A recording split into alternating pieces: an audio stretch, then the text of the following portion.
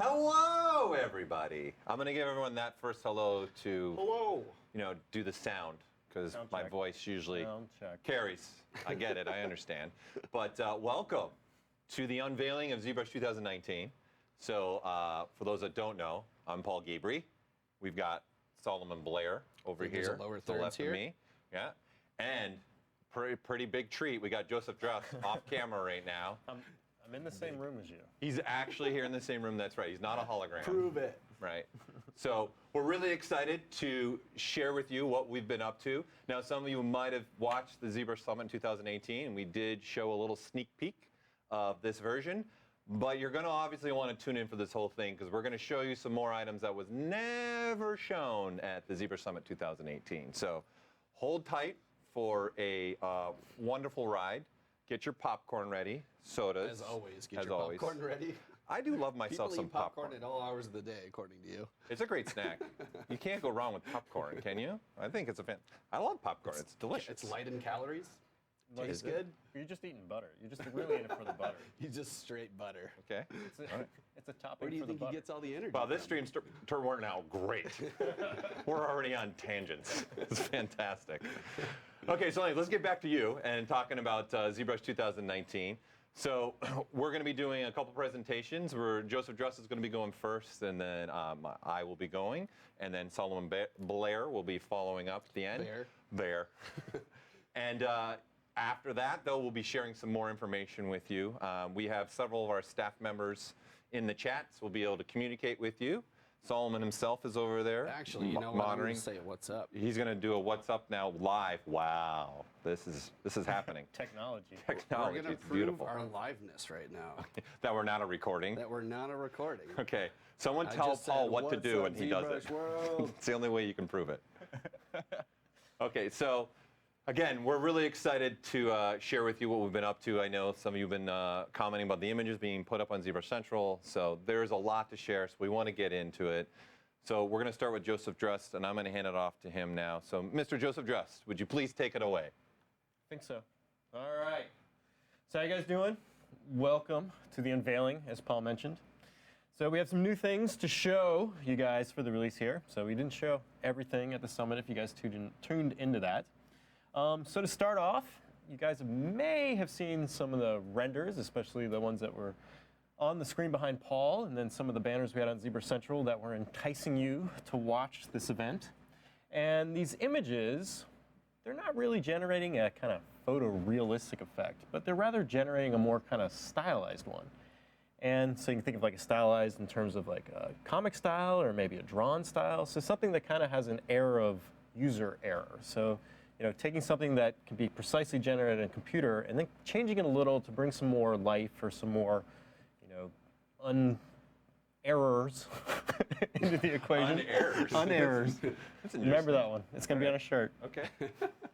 So to start off, I'm sure you guys can all see my screen here. And I just have this mech model here. This is one of the mechs that ship with ZBrush. And I'm going to go in and I kind of want to generate this in kind of a toon shade look. So I'm going to go in through some of the stuff that we've kind of generated in here. So first I'm going to open up my little bar here to get a little more space. And then I want to make it kind of a comic style. So I'm going to change my background here from this gray. So I'm going to the document here, and I'm just going to change my coloring a little bit. So I get kind of an off-white as my background. And then I'm going to come up here to the top, and I'm just going to dock this render palette and then the movie material palette as well. And I just have these open here so I can just reference them quickly rather than going up to the top and changing like so. So with this mech here, I want to generate this kind of toon effect, and I currently have a matte cap material applied. So what I want to do is I want to switch to a standard material. And the matte cap materials inside of ZBrush, they're going to have lighting information baked in. So if I come over here to the modifiers for the matte cap gray here, you can see all the way down at the bottom I have this image that's already loaded in. So a lot of the information you're seeing on your screen is being generated by this image. So to get a toon shaded look, what I want to do is I want to change my material to a standard one. And the standard material is going to accept the lighting from the light palette up here. So I'm just going to click on the material area here, and I just want to select the skin shade 4 material. So this is one of the materials that will be affected by lighting here. And if I come up to the top here and go to my light panel, I can move this around And as you can see, as I change this, my model is going to be updated. So I can use this to kind of generate differing lighting effects. And once again, this is all real time in the viewport here. Now, in addition to just the lights, we can also start modifying this material. So I'm going to go to my material palette, and I'm going to come down here to the diffuse curve to kind of start off. And you can see that this curve has this nice little ramp. So it's generating the ramp that's kind of this nice curvature. And what this is doing, it's generating this nice fall off on the model. So you can see circular elements here are now appearing kind of soft and rounded, and it's all because of this curve here. So what I can do, and this is something you do in existing 2018, is I can start modifying this curve. So I can come over here and click on one of these dots, and you can see it's giving me this soft curve. But if I drag it off and drag it back on, then I get this nice angle. So I'm just going to come over here to the curve here, and I'm just going to generate a kind of step here. So I want to take the curve and generate a harshness to it. So instead of having that nice round effect, you can see I now have this step. And you'll notice the change here in your material. So you can see now with the step here, I have basically two colors that are falling on the model. And I have this bright white and this middle gray, and then you can see I have a shadow of black. And so if I rotate around my mesh here, instead of the back side like this, you can see that it's replicating over here. Now once I have this, I can change the focal shift and the strength over here. And this is going to determine how much of the white and how much of that gray is being put on the model. And so you can see as I play with this, I'm going to start getting this kind of toon shaded effect on it. So it's updating the material on the fly, and it's giving this effect. Now with this, it's still not kind of looking toon shaded. And the main thing you'll notice here is in the shadowing. So if I look at this area right through here, you can see it's kind of giving this blended grayscale value. So instead of giving me just two colors, I'm getting kind of this blend, right? So it's a little bit darker gray right here than it is right on the edge here. So what we've added is we've added the ability to preview flat shadows in the real-time renderer. So if I come down here to my render tab and I go down to the preview shadows area, we've now introduced a button called flat shadows. And when I activate this, you're going to see these gradient shadows that are being cast in real time on the model turn into flat shadowing. So in turning this on, you're now going to see I'm going to get more of that posterized effect. So now I'm getting a harsh breakup in my shadows. And as I rotate this around, this is going to update in real time. So now I'm starting to get these harsher shadows. And then if I turn them off, you can see I'm back to the blended ones. So this flat shadow is going now to allow you to kind of reach more of the quality of, say, a comic book or a toon shaded style. Now, in addition to the flat shadows, this model's still looking potentially like a painted effect, but I'm going to go and add some lines as well. So I'm going to go back to my material palette up here. I'm just going to close this. And I want to also talk about the specular before I get into lines. And the specular I can also use to drive coloring. So I'm going to copy this, and I'm going to go to the specular here and paste this. And the specular is going to allow me to put a color of specular on this, which is going to be another grayscale value. And the color for this is driven down here by this bottom, so this specular color. And if I come up here to the specular and crack this up, you can see now I have that flat shadowing, and I also have some of this blue color coming in from the specular. Now at this stage, it's looking pretty good, but I need some line qualities to this as well. So I'm going to go and just disable the specular here to get back to my two-tone flat coloring. And then I'm going to go down here to the mixer area and open this area up. And all these panels here are located in the material panel. Now down in the mixer area, you have these little sliders down here. So you have an outline and a depth. So for this version, we've totally recoded our outline ability. And this is going to allow us to get even better line quality out of our real-time preview. So if I come over here and change my outline, you're going to see I'm going to start getting outlines on my model. And as I change this slider here, it's going to allow me to increase or decrease the size of this outline. And once again, this is all in the real-time preview. So as I rotate this around, you're going to see that it's going to update on the fly. I can also control the depth here, and this is going to determine how much of this line is going to actually look at the depth of the model. So I can come in here and change this, and you can see as I go to a lower value, it's going to start getting darker. So it's going to start looking at more of the depth on the model. So I'm just going to set this to depth to maybe 3, and then change my outline to be like a little bit smaller, so something around there. And I can see I'm starting to get this almost kind of pencil-like quality. So I have my model here, and it's getting this little pencil shape to it. Now let's say the line quality here, it's coming in as this black or grayish value. So let's say I want to change that. So we've also added the ability now through the outline here. You can change the cavity color of that outline. So if I go back to my material here, you can see this is currently set to black. So I've just come over here and clicked this and then dragged to say a bluish color. You're going to see that outline is now going to change. And now I can come down here and adjust my outline and make this thicker or darker on the fly. So at this point, you may ask, well, why would I want to use this? Why would I want to view my model in this kind of cartoon or toon shaded effect? So one thing that's really nice about this is it's going to give you another take on the model you already have. So instead of having the model, say, in matte cap red wax, you can now view it in the toon shaded option here, and it's kind of going to give you a different feel or a different vibe for your model. So you may see things or irregularities that you want to soften or change, or you may think things that you like, and now you want to focus on them more and kind of bring those details out. Now this process here doesn't just work with, say, hard surface models. So I'm going to load in an example model here from one of our beta testers. So this is Daniel Bell's model, and I'm just going to load this in. While that's loading, Drust, I just want to highlight, because I'm watching the chat, some of the stuff Joseph is showing is new. Like that cavity change is new, and the real-time ability with the flat shadows, that's all new to ZBrush 2019. You don't have that in 2018. No. And the real-time more look. So lots of updates there in order to get even better toon shaded results that you can get. But just wait, there's more. There's more. There's always more. Drust has got 15-page notes, so don't worry. So here we have a model by Daniel Bell. So he was one of the beta testers for 2019 here. And this is an excellent model. It's very dynamic. And you'll see here, as I'm rotating this around, this is a real-time preview here of this model. So it's giving this toon effect. And the only thing that's changed here in terms of the model is the material. So I've just modified the material and the mixer here to generate this effect. And so that is all that has changed, and I now have this result on my screen. Now I can take this a step even further, and I can just change my material up, and in the real-time area, I'm going to get that different result. And these differences can be pretty drastic. So here I have kind of this cool color toned version of it, and then if I come over here and switch my material to, say, this material here, I now have a totally different look for this model.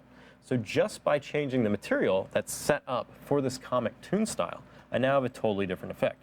And this one kind of has this really nice kind of earth tones down here, and I really like how the smoke that Daniel's modeled here kind of plays off the different forms, and you can rotate this around, reposition it because it's in 3D, and now you can generate multiple images out of a single model. Now, another thing nice about being in this view is that you can still model and manipulate your mesh while it's looking like this. So if I say switch to the move brush here and say I decide that, hey, you know, this cape needs to be a little bit longer, so I can just select that, and I can start moving it out, and I can start seeing this change happen on the fly. So I can shrink that. Maybe I want his hair to be a little bit longer as well, and I can just play with this in real time. So this is another benefit of using this real-time system here. So you can come through and display your model in different qualities, find things you like, and kind of change your style that maybe you didn't even think of. Like you could have started modeling this model and you wanted to go fully realistic with it, but then you start playing with the shaders over here in the materials, and now all of a sudden you have this totally comic style result. So really awesome stuff there. Now getting into this a little bit further here, I'm gonna have another example here. Loading this in here quick. Is we have a little scene here with some robots. And one thing we found when using this system or just testing the real-time mode of the shaders here is that you can bring in models that maybe you've created earlier, reuse of old models, and bringing them in and just kind of seeing what they look like now with this new system. And this is just the real-time mode. So we went a little bit further and we decided, you know, we're getting really nice results with the real-time shading, but we want to push this a little bit more. So what if we go into the best preview render, or our BPR mode that's up here, and we start trying to enhance that to bring out even more of kind of an NPR, or non-photorealistic quality to our renders. So we've added a whole bunch of different features for our BPR, and one of these is a huge change in our filter system. So with the image here, I'm just going to come up and just click BPR. And you're going to notice this is going to render with that, and now this is the result I'm getting. So a whole bunch of new information has now been added to this render. So it started out with just kind of that flat toon shading, and now I get this result. So this is a drastic change than what I have. Now with this, We've added the ability to go through and create things like this as well, but we know that sometimes this can be a little complicated. So we've added a whole system of presets. And these presets now live in Lightbox, and if you open Lightbox up, you'll see you'll have a render set and a filters area. And in this filters area, you can see you have a wide range of different filters that you can apply to your BPR renders. So there's a whole slew of stuff in here that you can actually go through. Now I've called some of these out just for these robots here, so I'm just going to go through these guys real quick. And the system to process this is pretty simple. So we basically just did one single BPR render, which gave us this result here. And now if we want to change the look through our BPR filters, I can just come into Lightbox here and just simply double click on one of these. So let's say I want to view the robots here in this black and white anime style. So I double click and now boom, I've got a totally different look to my model. That wasn't me. I didn't do the boom. That was Count it. Joseph. That was good. But you got to count. That's one. That's one boom. One boom, one boom. One $1 boom. for somebody. So going on, okay, what about a blueprint, right? Double click, blueprint. Ooh. Colored pencil style. Here's that comic tone again. What would you call that one? Is the Solomon, you made that one, so I don't know, to be filters? honest. It's been hard to pull me away from my desk with these things. I've just been making tons of Tons presets. Comic-y. Yeah. wildness. Let's just go with it. So you see, just with a simple click, I've totally changed my render. And most of the models here that you're seeing, they're all using this kind of black and white structure. So these are just models that just simply have a skin shade form material applied. And now through the BPR system, I can come through and double click on this and get a totally different result. And you can have a lot of fun and a lot of creativity coming up with different styles. So if you want to do a whole series of models in a certain style, you can make one filter and then apply it across multiple models, and you're going to get this nice result. Now, the final one I'm going to hit with these robots here is this kind of pencil sketch here. I'm just going to get out of Lightbox. And this was all done through these filters. So I'm going to go through and just quickly show you guys a few of the filters in this system that you guys can manipulate to get this example. So I'm just going to highlight one of these robots here and just zoom in and reposition him like so. There. And once again, this is in the real-time preview right now. And then I'm going to click BPR here to get that render. And this is the result I'm getting here. So this is the little robot here that has this nice kind of pencil sketch feel. And I just want to reset this back to the default filters here, so just clear those off. So this is the initial BPR render I started with. Now, to access the BPR options for these filters, they live in the render palette. And I can open up the BPR filter area here. And in here, you'll see that this interface here has changed quite a bit. So there's a lot of new things in here now that you can mess with and change.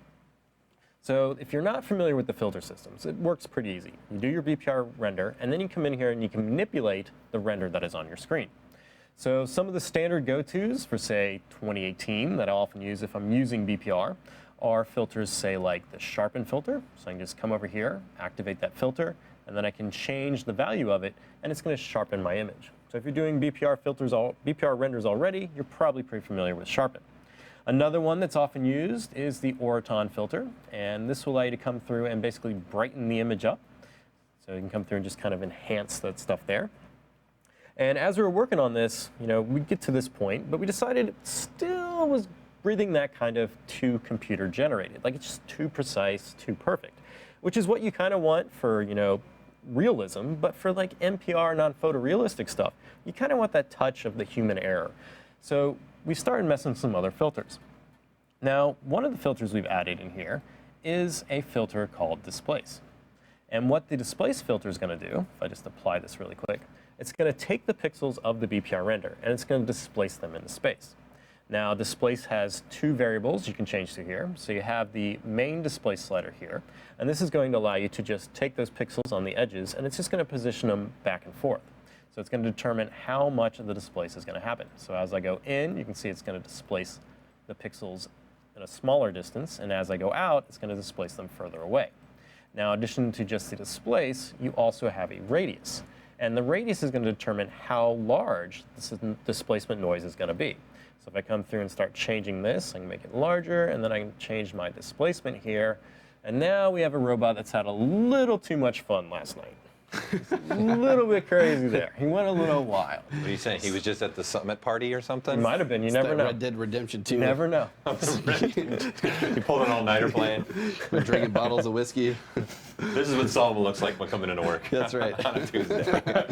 I'm here, guys. All right, so currently with the filters here, you have some different options you can choose. And the main thing with filters is that you have the variables which control the filters, and then you have a blend mode which you can apply to the filters. And then below this, you have all these different sliders in here which can determine how you're going to clip or crop, mask that filter out. So, as an example of this, here I have the displace. It's currently taking over everything. So I'm going to come up here, and instead of having replace everything, I'm going to change this to, say, a darken. And with the darken here, now it's going to take that filter effect, and instead of just replacing the entire image in the order here, it's now going to darken that displace factor on my model. And now you'll see I'm getting these crazy little double lines. So it's kind of given that effect where, hey, I drew this once, and then I went back over it to kind of refine those shapes more and more. And so I can change the displacement values here to maybe bring this down a little bit, so not as wobbly. And then I can come through and change the radius as well, just to kind of hit that down. And then maybe I want to change the opacity. So it's going to take that filter and now make it a little bit lighter. So now I have this kind of two-tone effect happening on the edges of the model. So I have my initial one that's kind of giving my clear model silhouette. And then I have this other one that's now adding this random noise to it to make it look more sketchy. Now with this, we can go even further, and so we can start adding some different brush strokes onto this as well. So I have some alphas that I've loaded in. I'm just going to show you guys what these look like here. And these are basically different sketch effects. So we have different ones that kind of look like cross-hatching. We've got some other noises in here. And basically what I want to do is I want to take this, and I want to apply this to different areas on my model. So for this, I'm going to add another filter to my stack here. So I'm just going to come over here and open this one up, and then just make this active. And then through my filter selection here, I'm going to choose the option of texture. I'm just going to activate that. Now what texture is going to allow me to do, it's going to allow me to take a texture and put it on top of my image here. And it's going to apply it as basically right on top of the model. So I'm going to come over here and click this, and then in here I'm going to select this alpha squiggles, which is one of these alphas here. And it's going to load in like this. So it's basically loading that texture, tiling it, and replacing my entire image. Now we talked about clipping stuff out at this stage. So we have some modifiers here I can change. So we have the black, the current transparent level here is clipped out. So I can change that to make sure it's all solid. Now I have these nice black lines here. And then down below here, I can now start affecting where I want this texture to be affecting the model. So I can change this to, say, just the background. And so now I just have my image, and then I have this crazy effect in the background. I can change this to just the model, which is going to give me that. Or I can do, say, change this so it's only affecting the shadow. So one thing to remember here is that the texture has its own properties, and then all these options down here are going to allow you to clip where this texture is going to be applied. So currently this is set to 100% here, and so it's basically replacing any shadowed areas on my model with this alpha. And I can make this a little bit smaller by going larger here in the texture value. It's going to decrease that. And then I can also now change my blend mode. So right now I'm back to that replace option, so just replacing the shadows with this texture that I've applied. So maybe instead of replacing, I want this kind of darken a little bit, so I'm going to switch to average here. And now you're going to see it's going to come in and start darkening those shadows, or using the average with that map. So now I can decrease this some, make it a little bit smaller as well to get more of that kind of sketchy effect. And then now I can come through here and I can start modifying another clip option, which is going to allow me to blur where this effect is happening. So I can come and start changing this one blur, and this is going to start blurring those edges out, and you're going to start seeing this texture leaking outside of where that shadow is. You see now it's roughing past that border there. I can also change how soft this is, and you can see now I'm starting to get some of these hatch marks now covering out of the model and going elsewhere. So it's no longer just being restricted to that area of the mesh. Now in addition to this, I've got these shadows, but you also notice that my model here has some gray values on it. So if I turn off this texture here, you can see I have these kind of darker tones here. So what I basically want in the shadows here is I want the shadows with this hatch line but maybe I want first a different angle or variation to the hatch lines through here, and then I want a hatch line in the darker area as well. So I can go to my modifiers here first, and I can change the orientation of how this texture is being applied. So I can rotate this, and it's going to let me get like a horizontal or maybe a vertical version of this texture being applied across my mesh. I can also change the orientations here, and this is going to allow me to determine, based on the luminous values of the mesh here, how many changes is going to happen. So it's looking at the render, it's going to find those grayscale values on your mesh, and it's going to try to rotate the texture in so many orientations based on those values. So now I can set, say, a standard one here and apply it across everything. I can maybe change my opacity a little bit here to bring this down just some, and then maybe change my texture size up a little bit more. And maybe that was too many orientations. I'm going to change this down a little bit. So you can see you have a lot of control to kind of play with these different values here. Now, after I have one of these, I can keep applying these on multiple parts of my model. So I'm just going to copy this one filter here for this one. And now I'm going to go to a new slot and paste that back in. So now I'm stacking it on top of each other. And you'll notice, as it's stacked on the top of each other here, now I have this different kind of sketch happening. So now it's come through and made that sketch a little bit dirtier. So now I have this second version of this applying to my mesh, which is giving me more of that kind of pencil sketch. Now for this one, it's going across all those shadows again, so maybe I only want it on these gray areas. So what I can do is I can also clip by a color. So I'm going to turn off that initial one there and then turn my opacity down to 0 here so I can just see the version of my mesh here. And let's say I want this second texture that I've applied only to happen to these gray areas. So what I'm going to do is I'm going to go down to this color value down here. I'm going to hold down, click and drag, and then hold down Alt. And this is going to allow me to pick a color on my render. And so I can clip out this effect based on the current render that I have here. So wherever this is happening in my filter stack here, I can now clip out by that value. So if I click this gray here, I now come up and increase my opacity. And then I can change my intensity here so it only affects that gray area. You can see I now have this sketch only happening in that gray part of the mesh. So it's not happening on the white area and it's not happening in the shadow. So I've clipped it to this color. So now I can enable my other one. Now I have it in the shadows and in the gray. I can also now modify this other one here, maybe change my base orientation down and the number count there, because maybe I don't want it too crazy. I'm going to adjust this one down as well. Kind of pull back some of that shading that's happening. And then we're going to double up that filter again like we saw earlier. So I'm going to copy that and then paste that there. And now I'm getting this sketch quality back. So there's a lot of stuff you can do here and play with these filters. Now, once again, you don't have to always dive in as deep into this. You can always go back to Lightbox there and load those presets already in, or people can now save these out through the option up here through the Filters tab. You can actually save these filters out, make your own, save them, share them with the community, and then other people can download them and get the same kind of visual effect that you had in your models.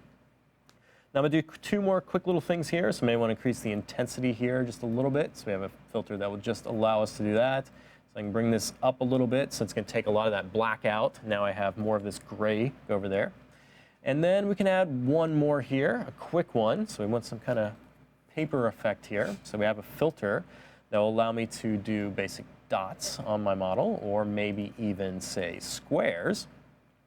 And now I can modify this really quick and start getting this kind of square effect happening. And modify this, and then I can now change my opacity here, maybe set this to a lighten instead of a multiply, and you start getting kind of this grid type pattern on your meshes. So you have this, all sorts of filters you can come through and play with to get your different results. So as we've been using this, I'm doing a lot of tests and trying to get this kind of different effect out of it. So I'm going to show another quick set of examples here, some renders that I was experimenting with this version. So I'm just going to tab over to this quick. And we were talking about revitalizing old models and trying seeing them in a new light or a new process here, some new perspective. So these models here were just rendered with that kind of grayscale value, so just basically white models with a skin shade 4 applied to them. And then the filters are what's driving all the work here. And so you can see I can take a model, that may not have looked all that great when it was trying to be rendered in a photorealistic mode, but now with this sketch shade option, I'm now getting these really nice effects out of it. And I've been going through a lot of the meshes that I've currently made and kind of running them through, and you're starting to get these really nice effects, some nice surface irregularities, some different results out of these. And so here's a Searchlight as well, using some of that kind of sketch effect. So it has this one had multiple textures kind of overlaid on top of it to take it to this kind of level where it could be believable that it was drawn on paper. Here's another good example here of one that if you showed this to somebody, they're probably not going to say it's 3D. And using the filters, you can isolate these outer edges with like really small strokes that look almost like pencil, and then you come across and kind of vary these different areas with areas that look like they're ink splashes or ink washes, and really have some fun playing with this. And another example, which is now going to bring in another element of stuff here, and this is taking your models and also applying color to these models, and then using that color to offset or get different abilities out of it. So I've been having a lot of fun playing with this. So now most of these models here you saw with the robots, they were all pretty much, as I was saying, grayscale models. So let's load in another example here, and we're going to show some of the stuff I'm messing with to take the BPR stuff even further, and some of the other filters that we have. So here we have one here, and this is just a simple girl model here, and she's just kind of faced off on the side here. Now for the robots, we went through and we were using the filters. So we're coming through here and double clicking on these, and these were changing the effect we were seeing in BPR. Now the filter option here is looking at a file, and it's only going to look at the options in the BPR filter area. However, we have a second folder here called Render Set. Now what Render Set is going to do is it's not only going to look at the BPR filter area, but it's going to look at the entire render palette. So what this means is that you can now save and load your render sets.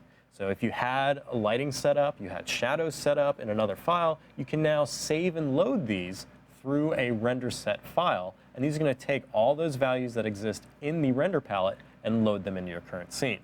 So if you've never done a lot of BPR renders, oftentimes you'll come through and you'll generate an effect, and now you either have to merge another model in, or maybe recreate that effect from scratch. So now you can save all these out and share them. So if you have a project and you want all the renders to kind of look similar or same, you can now take those, save this render set out. So I have a few of these that I've culled out as well for this model here.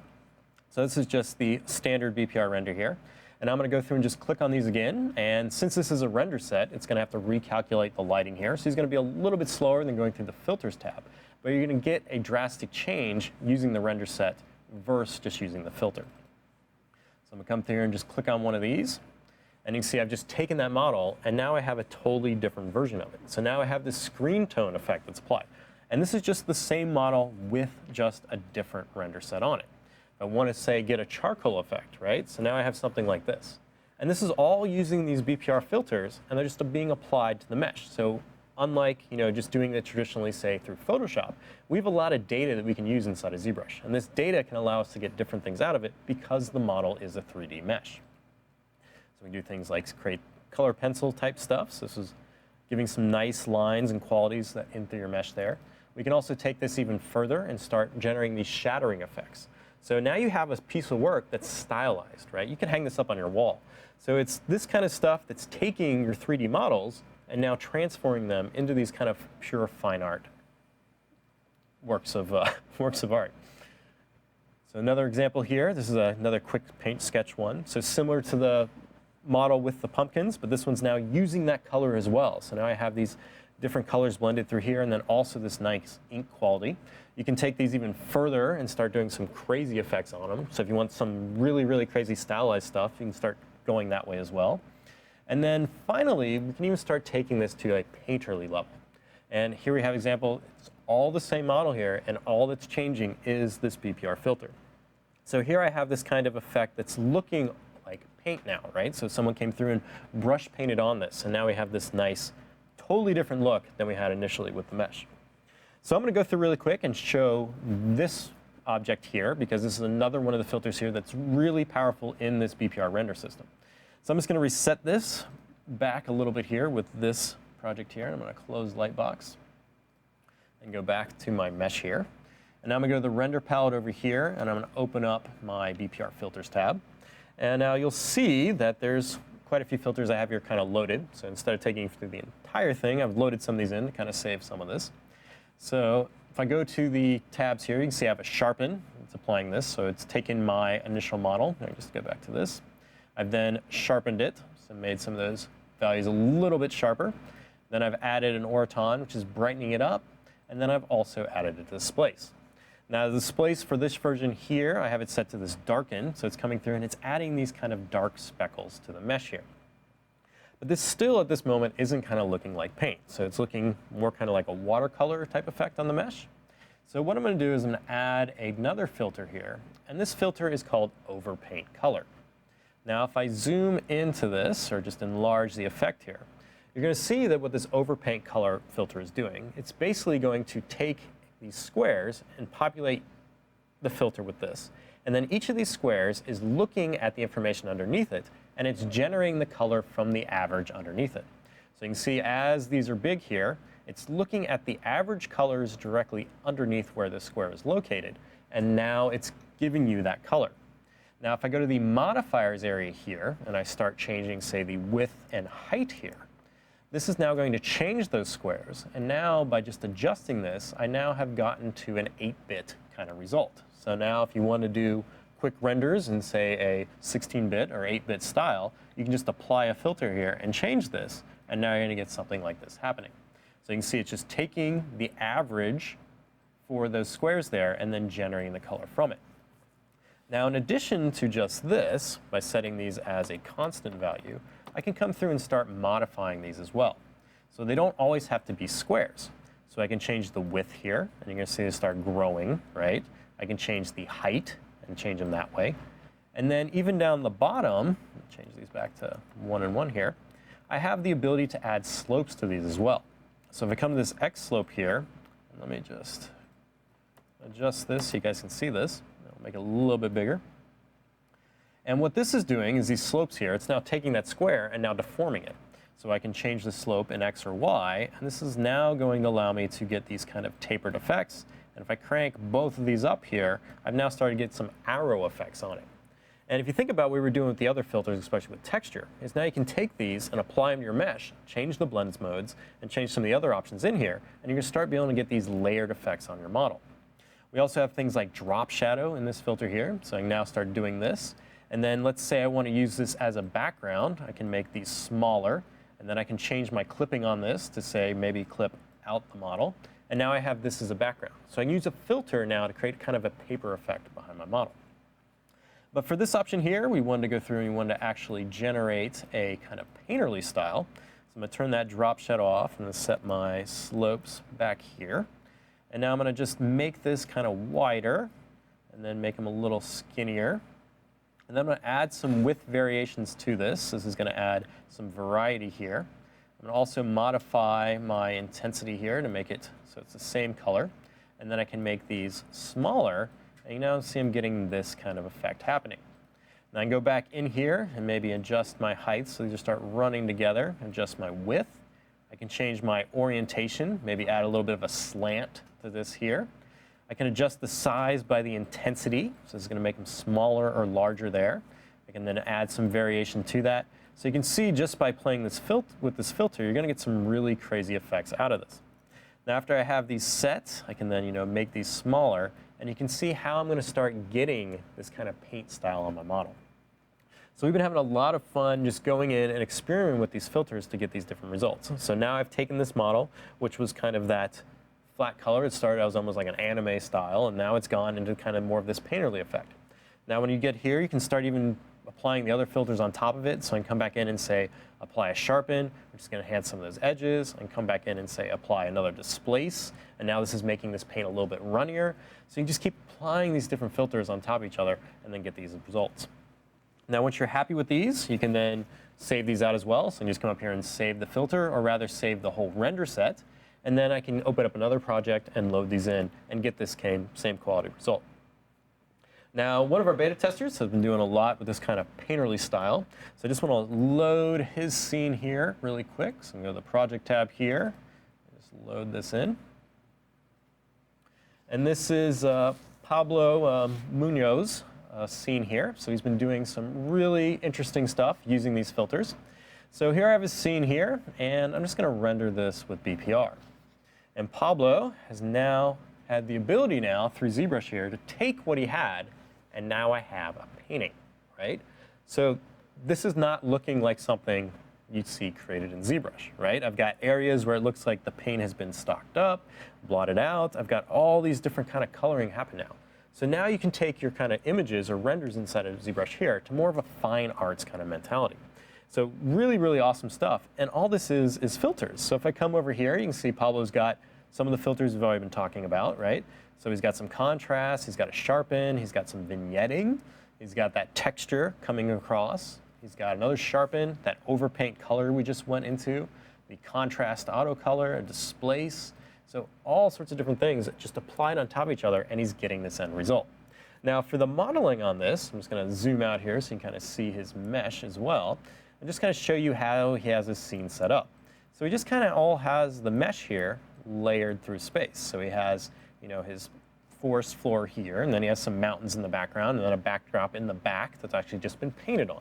And all this, after changing the camera here, is allowing him to kind of get this nice effect. So really simple scenes can now be generating this really, really powerful result inside of ZBrush. So really awesome stuff using this.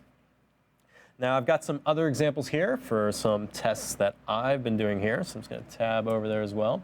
And these are just bringing in that color information. So using the color information on the model, using that as display sliders. So here's that same kind of scene we saw earlier in black and white. Now added with the color, we now have this watercolor effect. There's some more kind of experiments. So going in and seeing like really quick objects. So these were just created really quick with Sculptris Pro, applying some really, really quick coloring to it, and then using the filters on them. And what this is going to give you, it's going to give you these nice contrast areas through here. So these models were all single colors with some dots. And with the filters, I'm now getting these white specks that are popping off. They weren't there. I'm also getting this kind of nice rough edges and shadows. Those weren't on the model either. And I've even gone to more exploration of this, so taking some of my kids' children's books and looking at the illustrations and seeing if I could reproduce the nice painterly styles in 3D. So these were just really quick 3D models. I scribbled some poly paint on them, and then now applied with the filters, I'm now getting this effect. Same with these birds here, so similar, like another children's book illustration. Say quick models come in, and then just applying filters and getting a result. Another one that was most of all the effect you're seeing here is being generated by the filters. So this model is actually really, really rough. And also, he doesn't have any gradients on his tail like this. His tail is one solid color. But with the filters and those displaces and that texture information filter, I'm able to come in and just offset those things. Another example, so not quite painterly, but going to more of an ink style. And this was pushing the element as well. So going in and adding some lines in poly paint, and then using the filters to add the other elements to it. Now, I could have done these with the filters as well, that texture filter, I came in and do that. But you can just explore with different results here to get the style you're looking for. And once again, this is all in 3D. So if I rotated this model around and re-rendered, it would give me the same result. And then finally, here's just another example of kind of the different values you can get from a set of filters. This is all the same model. And the only thing that's changed here is the filters. So I've taken it from kind of this charcoal type sketch to this kind of clean paint to messy watercolor to like some, I don't know, gouache-ish type stuff. And then we've gone down to like some line style. That one went through the wash. Is what it is. The wash. It's like a faded T-shirt that you've worn too many times. You didn't wash it on cold. Yeah. No. So you can see just the amount of difference and the amount of style you can now pull out of your meshes just with this filter. So we've been having a lot of fun going through and playing with this. So I'm going to load one more model here before transitioning into another feature. So I'm just going to load this here. How am I doing on time, Paul? Well, you're doing your normal amount of time. You're good, man. Saul and I will have 15 minutes to show our features, but it's fine. You're good. I'm good. Take your time. They're excited to see some more stuff. awesome. They're excited to see More some other stuff. stuff. More stuff. Other features. Getting a lot of great feedback in the chat. It's good. Keep rambling. I'm loading. Oh, you're loading. I'm loading. Sorry. Well, it's getting pretty heavy there, I see. There we go. All right. People want features. So here we have one more example here. So this is a little model I created for this version. So I want to have some fun with this, going through and kind of hinting on some of the features we've had added in this version. So one with the kind of MPR stuff with these BPR filters. So I want to do the render in something not typical of what I normally do. So normally I end up rendering everything shiny and realistic, but kind of taking a step back and bringing in some more style to it. Also ended up generating some meshes that, you know, are cameras, right? And then maybe some meshes that are folders. Someone's asking why you weren't using Earthquake, your go-to. They told me I couldn't use Earthquake. It's retired. It is his It's got a go-to. 5-year lifespan. It is my go-to. It is your go-to model. It's a good-looking model.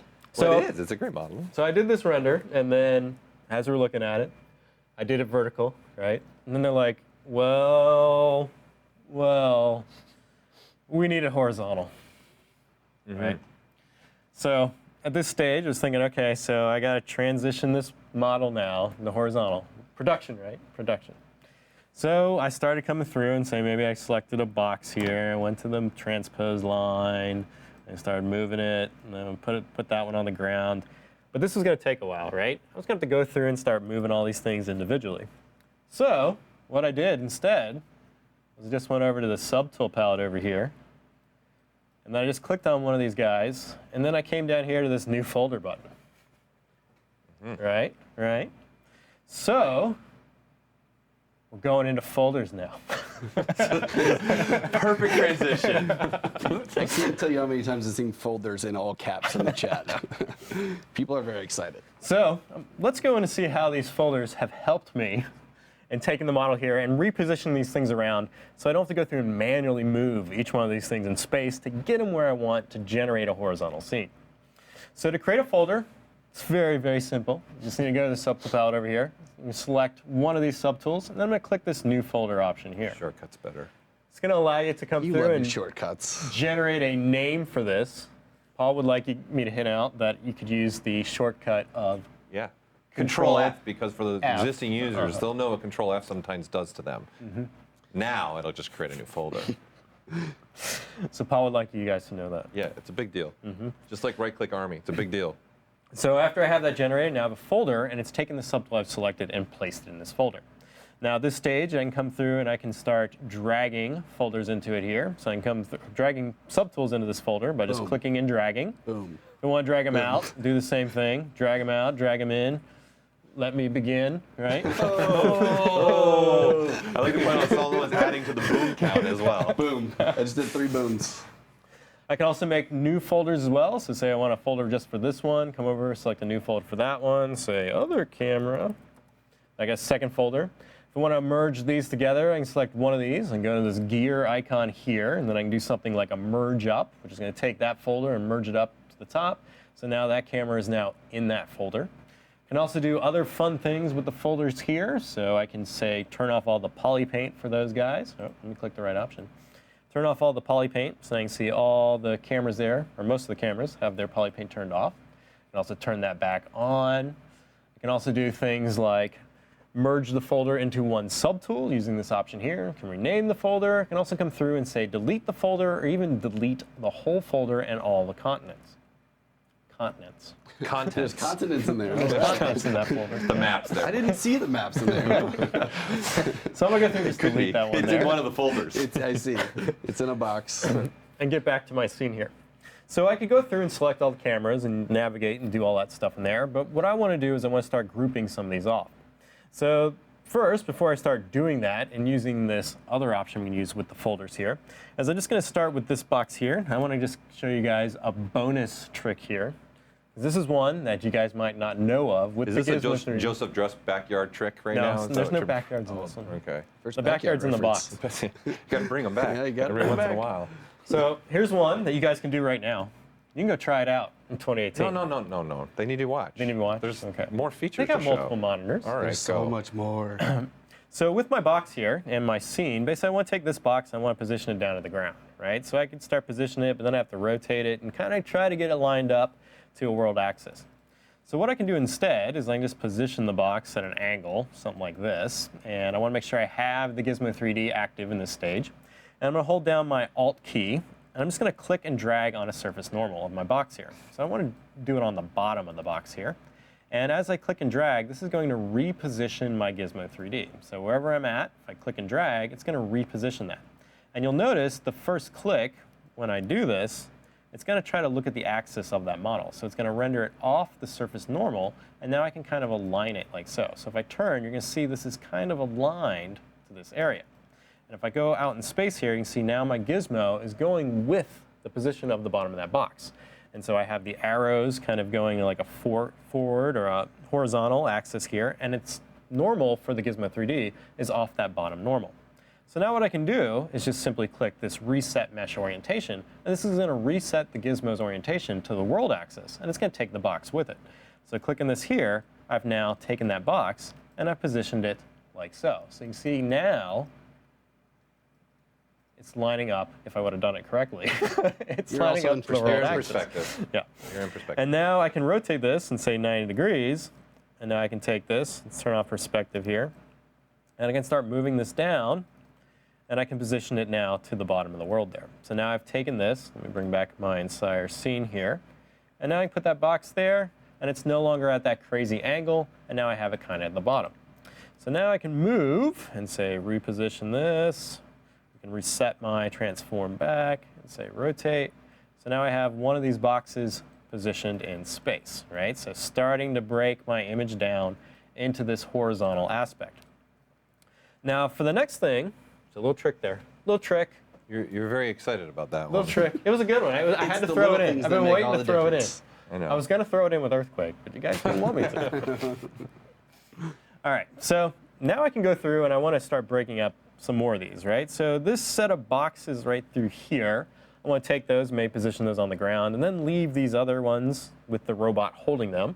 So, I want some of them gone, but not all of them. And to select these, what I want to do is I want to go through and select one. I could select one, make a folder, and drag it into it. But instead of doing that, I'm going to use the Transpose All Selected Subtools option to generate a folder, or as it's known as pizza boxes. So we're going to switch to the Gizmo 3D here, and I'm just going to select one of these objects up here, so maybe this camera. And now I'm going to go and I'm going to activate the pizza box mode. Now, Paul, do you want to explain your pizza box theory here, or do you want me to try to stumble through it? So Paul has a great analogy for pizza boxes. It's amazing.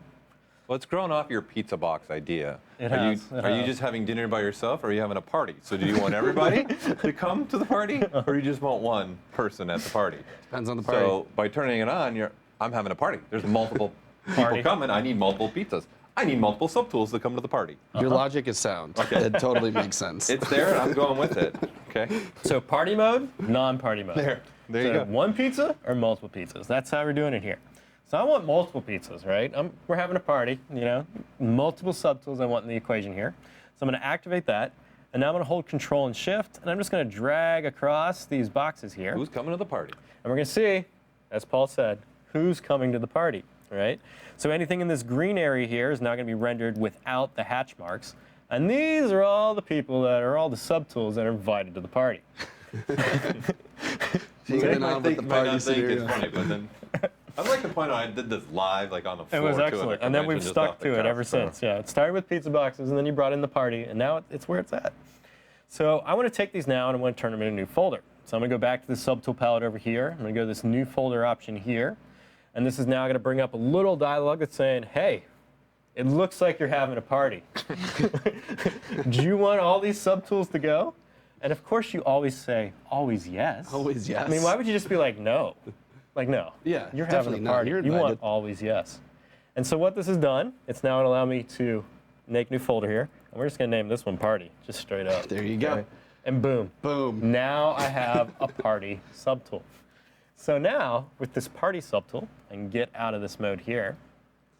We've and go back and I started can start. a pizza conversation in the chat right There's now. somebody commented and said they're hungry now in the chat. Continue. So now that I have this party folder going on over here, and I can see who everyone's in here. Like this almost says Hassels.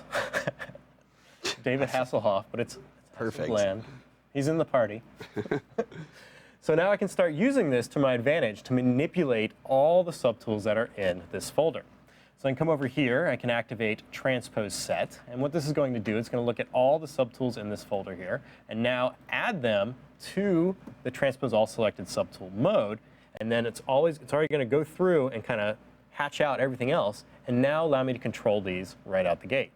So now I can take this and reposition this out in the world, and turn off perspective here, kind of angle this. and get this placed where I want it. So maybe I want it down a little bit like this, and then maybe over here. So something like that. And so now we got that repositioned, right? And now I'm going to go back to my gizmo. I'm going to deactivate the pizza boxes there. And now I want to group up some of the other stuff here. So I want to group up my robot, put him in a folder, and then also group up the boxes. So I'm going to go and select the box here quick. I'm going to go back in the transpose mode, activate transpose all selected subtools, hold Control and Shift again. I'm going to highlight everything here. So you can see the robot went with this, but I don't really want the robot in the party. He's not invited. The boxes and the folders and the cameras, they're invited, but the robot, he's not allowed. So he doesn't eat pizza. He doesn't need to eat. He doesn't need to eat. The cameras need it, though. So I'm going to hold Control and Shift. I'm going to click on the robot now, and this is also going to activate this transpose all selected subtools mode. And I'm just going to cull him out of the equation there. And now I'm going to do a new folder on this, and we're going to call these carried boxes, or just held. Typing's hard, people. And there we go. So now I have a folder called held boxes. Now you'll notice when I did this, I had my other boxes here still going, so it took those and put them in a folder as well. So we want to change that really quick. So I'm going to hold the Alt option here, cull those out. Now let's do this one more time here. We're going to do this. You guys can read this at home. And there we go. So now we got our boxes and we got our actual held boxes, and they're together. Actually. And then for my robot here, let's put him in his own folder. So we're going to name this robot Paul. Perfect. So now I got a Paul robot. Now this is going to be very similar to what we were doing in Toy Fair up in New York. So if my flight got delayed, and Paul had to go through and, kind of set everything up. So Paul was doing the heavy lifting, and then I'm going to just duplicate this because I need to make myself a robot. And so I just did the duplicate option here. I now have a second Paul robot. We're going to rename this one so we can rename our folders as well. We're going to name this as Joseph. So now we got my robot. Now I'm going to take this robot, and I want to move him by himself. So I'm just going to go transpose set. This is going to select him. If you had multiple tools in here, they'd go as well. I can move him off in space. So I'm going to make it look like how it really did when me and Paul were in New York, right? Further back. So here we go. Paul's up front there, right? And, I wasn't just running around carrying nothing here. Uh-oh, I might have dynameshed. So I was carrying some stuff. So I'm going to duplicate this storage box. And I'm going to take this, and now we're going to position him back over there. So just take that. Move it like so. There we go, people. And this is the image that I wanted. So Paul's up front doing all the work, and I'm just in the back with my one single box. The worst part, it's only funny to you and I, because we're the only two there. So anyways, what happened? Just a side note, everybody. Joseph's flight got delayed, and I set up the entire booth and tables and computers. Then Joseph literally came down the escalator and said, "So what do we got left to set up?" And I said, "Nothing." So this is where this joke's coming from. So now you're in it. Enjoy. It was a lot of fun. Not really. It was, though. It was fun for you. Well, not really. You were stuck in an airport for 5 hours. This is true. So there you go. So that is a brief functionality of folders. Now there are some more things here that I didn't hit, so I want to hit on those really quick. I'm almost done, I swear. So I'm going to load up another project here really quick. And this is another example here. This one's already been set up using the folders. And the folders have been, extremely huge in going through and kind of re-existing and organizing my tools here. One thing I forgot to mention, with the subtool option here, you also have a visible count now. And you can change this, which will grow or shrink the amount of subtools you can see. So if you have a really tall ratio monitor, say a 4K monitor, you can actually extend your subtool count here to be quite large. You can see more subtools at the same time. So that's been really handy. So here I have another model here, and this is a helmet model. And Paul's going to mention what this helmet may be for here in a little bit as he does some other news announcements.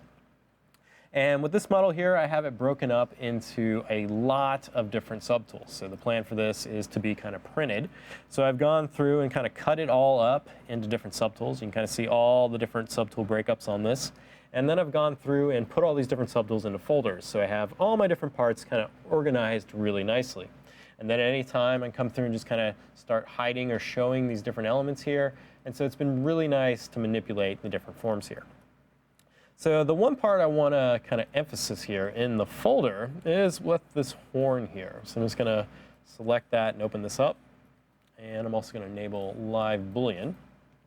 So when taking a model and breaking up for 3D printing, you often have like multiple pieces you want to kind of merge together to get an effect.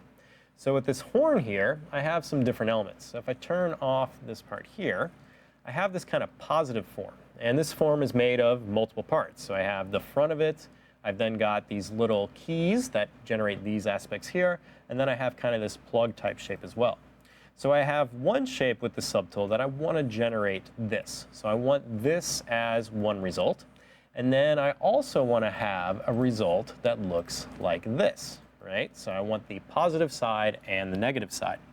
So with the folders now, I can go through and I can copy this around and generate a positive and negative. And I can also process the Boolean result I'm getting here just through that selected folder. So with this horn here, I have it set up like this. And now if I go to the gear icon here, we have two options, one that's called Boolean folder, and then we have another option called Boolean with dynamic subdivision. Now these are going to mimic the process of using the live Boolean aspect and say going down here and using the Boolean make Boolean mesh, but it's going to do it at a folder level. So if I come through and process this with Boolean folder, it's only going to look at the objects in that folder, and then it's now going to give me a new result. So now I've just taken that folder, processed only what was visible there, and now I have the end result for this part here. Now I can go back to this folder. Let me just turn these guys back on. And now I can change which ones are visible again. So I'm going to turn that one off and that one back on, and then turn this to subtractive here. And so now I have this part. I can now generate this as well. So I'm going to come here, do Boolean folder. And we're going to do it with dynamic subdivision this time, because I can't remember if one of my parts had dynamic on it or not. And now I have this, and then I also have this. And if I just move one of these alt and space here, you can see now I have my positive and I have my negative. And then I can say take the horn option here and drag that out. Turn that guy on as well. We'll move him off in space. And so now you can see I have all three of those parts. They were generated out of that folder. I can then even come through and say, hey, I want this to be all in a new folder now. Come over here. Oops. Click on, say, Final Parts. This is now going to make a new folder there. I can now drag all these pieces in. And now I have the resulting meshes from that Boolean all inside that folder. Now, one more thing with folders. So we have a bunch of options in here that allow you to do different things. So these are all the transpose set and transpose adds. And these are going to use the transpose all selected subtools, or the pizza boxes, to use those modes. You have the duplicate option, which is going to allow you to duplicate those folders. You have a merge up, which is going to allow you to take one folder and merge it up to the folder above it. Show polypaint, hide polypaint. The Boolean options, merge folder, which is going to take the contents of, not the contents, of the folder and convert it into a new subtool. You can also rename, delete folder, and delete all. Now, in addition to this, we've also updated the Subtool Master plugin. And in here, you have an option which will allow you to do things folder only. So you can enable this option here, and this will allow you to use the existing Subtool Master options, but only on a folder. Addition to this, you also have more options down here, which will allow you to do things like copy a folder. So I can come over here and copy this folder. And it's going to copy the one I have selected. And now I can say go to a new tool up here in the tool palette. I can go to the Z plugin tab, and I can paste that folder. And now it's going to go through and copy all those parts and paste it into that new tool. So a lot more functionality using folders inside Subtool Master. So Paul, I think that is it. That is it. Yeah, you also have a clone folder too. You have a clone folder. folder. The big thing here is that all the options down in Subtool Master can be used along a folder as well, besides the options that are just opening up there within the gear itself. So, yeah, so that's Joseph Drust's time on the table. You guys still awake? Yeah. All right. All So right. I'm going to pass it over to Mess with that, Paul. Paul. We're going to do a little song and dance here. Yeah. So we're going to switch right now. I'm going to jump on the computer, and Joseph is going to come over and sit in my spot magically. So this will just take a couple seconds. I'm going to show a couple more new features to you. So we're going to do the swap right now, so just hold tight 1 second.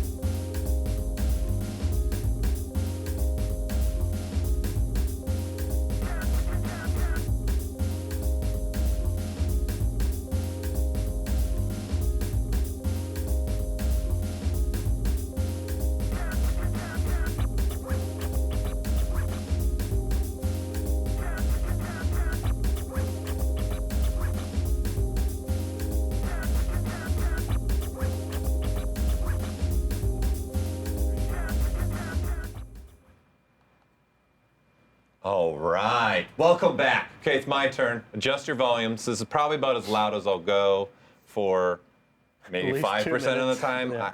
There's nothing I can do about it. I just, by the way, here's Joseph's notes. Okay, it's like a book of notes over there. I'm just right straight gun. Let's just do this, right? So it's really loud. I love the guy, but it's just fun. So I'm going to show you guys a couple other features here too that we're adding into this version. So this little ship you see here was actually done with a new feature that Solomon's going to handle and take care of. But I want to show some other things in here. Joseph left me the really fun stuff. Yes, the really fun stuff. So I'm just going to get rid of what Joseph's been doing over here. And I'm going to dock something. I seen it in the chat. People have been talking about it. So we're going to pull over the draw palette over here. I'm just going to dock this over here. Someone we're said gonna, you what? had to readjust. Readjust? Readjust the monitor. Or the really bad joke is I'm going to put some perspective in this demo now. Oh, there okay? it is. There it is. There it the is. real bad joke. So, and what I mean by that is I'm going to show some camera stuff, okay? So there is more to the camera than we showed at the summit. Oh, right there, more G.I. Joe. That's for you, Joe. Okay, he loves G.I. Joe. So obviously, we can have the capability now to switch between different focal lengths. So all I have to do is obviously click any of these presets. So now what you'll have here is you'll have a perspective, and then you'll have a new universal camera mode. So I can turn off this universal camera mode if I want to and turn it back on. Okay, and we're going to get to some things that we can do with this as well. So you've got obviously your presets, where now it just looks like a flat coffin, I guess, ship that people keep calling it in the office. So it's all right. It hurts my feelings. I'll cry tonight and taste the salt in the morning. It's fine. So you have a slider ability, of course, here as well, so you can adjust whatever you want to do. Okay. So it really opens up now for us to be able to use a universal camera. Now, what also we've added is undos. So I can actually have 14 undo redos here. So I can go up and down the redos and look at the different mistakes I've made to this model and into my life. Okay, I'm good. But not just that, what we've also added is, this is a big one, I think, is being able to actually store cameras.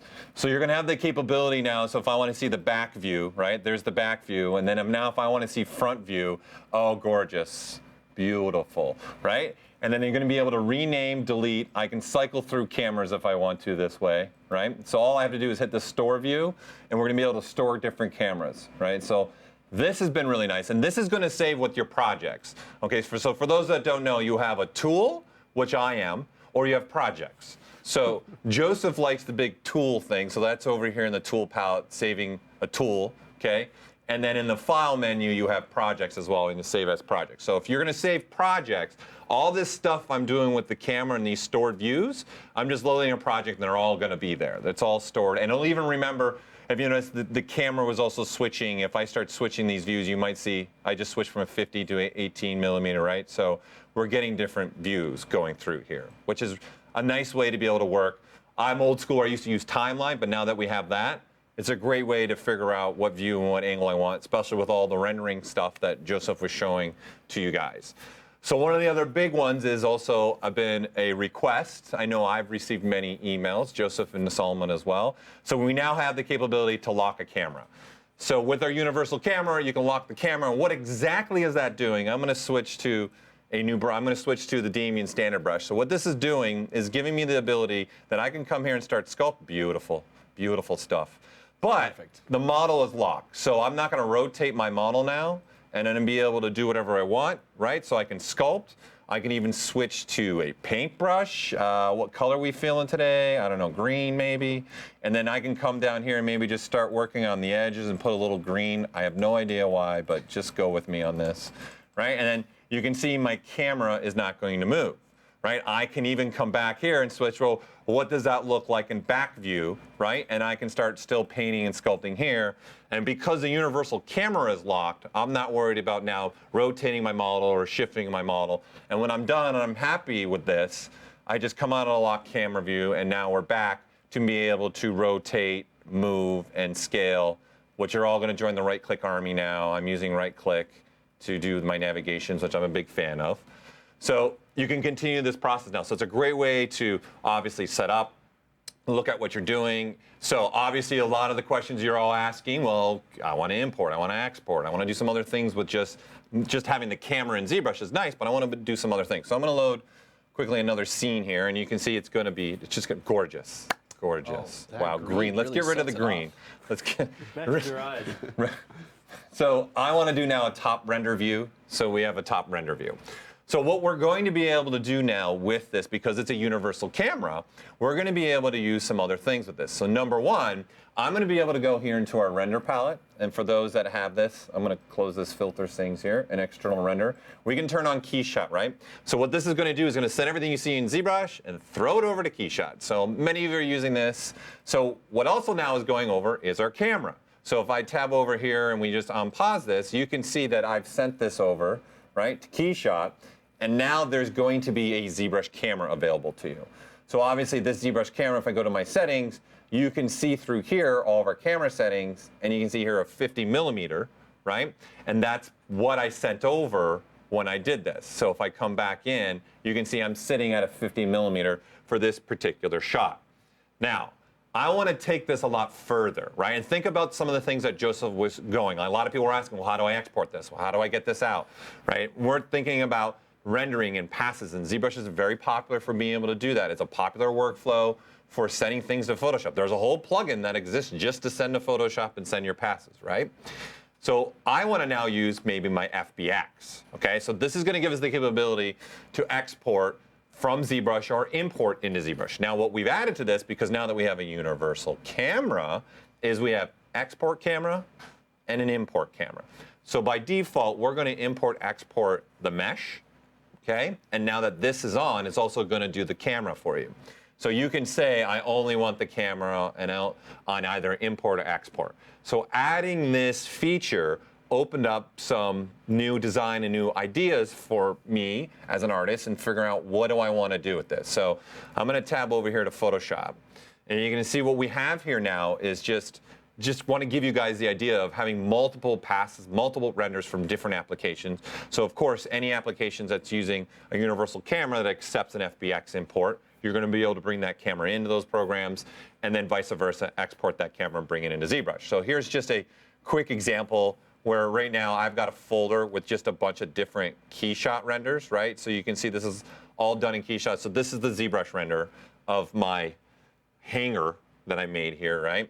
And then these are just different Keyshot renders, and everything's still lining up for me, okay? And on top of that, okay, we've got a whole bunch of now different other renders coming through and figuring out what do I want, right? What kind of image maybe do I want to composite? I'm a big fan of this one. It gives me that, I don't know, the anime, grayscale. Never mind, just follow along. Okay, so these are just different. And the one thing I like to point out too, that Joseph started his presentation talking about a material and doing things with the materials. Like, for example, this filter right here that we're looking at, I actually started, your favorite material was turned on, red wax. And then this is actually the render I got, because the filter system actually has the capability to blend materials. It also has the capability to just do flat shading right on a filter pass itself. So these are just examples of just some more different filters, right? And then compressing it. So now, what I've also done is I've got different shadow passes, so I can figure out what shadow passes I want. So I've got now shadow passes coming from ZBrush. I got different renders of the ship coming from ZBrush, and obviously I got Keyshot. And then the other thing I have in this scene is a Maya AO. So this is just a quick example of showing you that using that FBX capability, I'm going to be able to export, import, and start lining things up. So obviously, instead of launching all these programs for you guys, I just wanted to show it in a little PSD file for you. Okay, so moving on here, okay, we've got spatial world now. Okay, so I'm going to load another project here, and there's something else that you want to think that you're going to be able to do with this. Okay, and it's not just about necessarily importing, exporting, or just using the BPR filters. There might be something also where you want to have some kind of environment or some kind of scene, and you want to put the ship in the scene. So there you go, wonderful apartment. Right, so this is obviously the model, and what I have here is just an image that's inside of ZBrush, and I just want to start putting this on the table because it's going to be, I don't know, some toy that's coming through here, right? And so this is the benefit also I find with having now this whole new expansion of the filter system. Obviously that ship's really standing out to that image that's in the background that we have here. So when I go to render this, I've done some things in our filtering system to try and make it feel like that it's fitting together. So just a really quick idea, because one of the big ones I know when we were testing this, a lot of people were asking about, right? So I just have 4 filters. And one of my filters that I want to highlight because I think it's pretty cool is using the displace filter to do a chromatic aberration. So I'm actually using the displace filter to do that little red. So if I turn this off, you guys can see the red goes away. I know this is a very popular thing for a lot of people. And all I'm doing is just telling ZBrush to only give me that red channel. And I'm kind of clipping it in that way.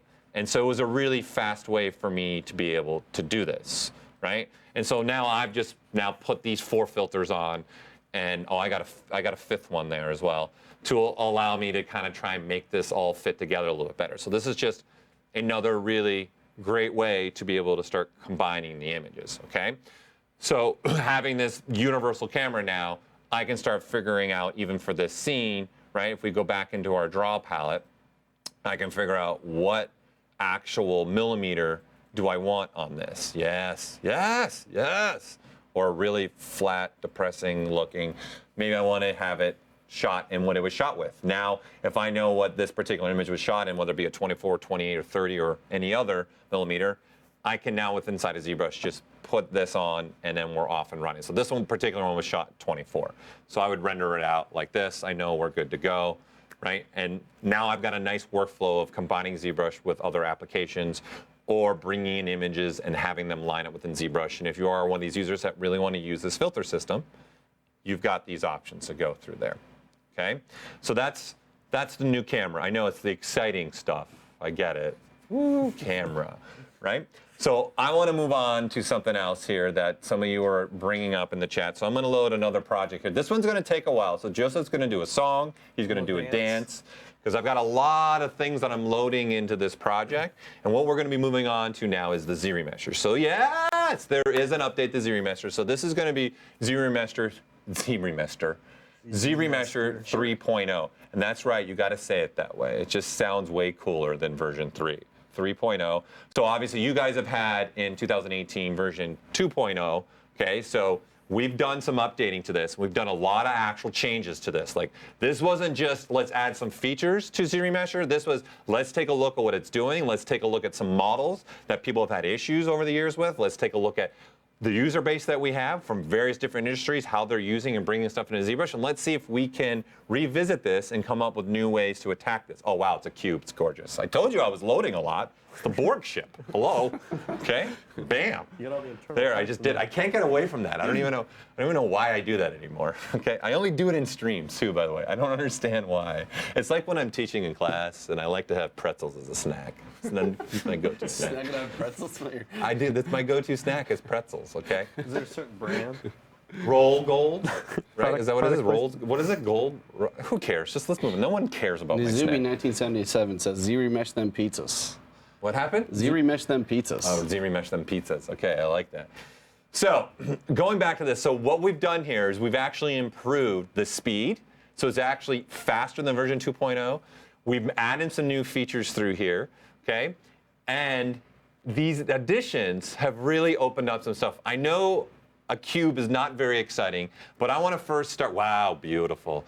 I want to first start with just having you, before I dive into the features, just visually have an idea of here what we did on just some simple files and also some complex files that were based upon our conversations with you, the user base, okay? It's wonderful, it's a cube, right? Obviously, it's got a pole on the top. I'm not a fan of this.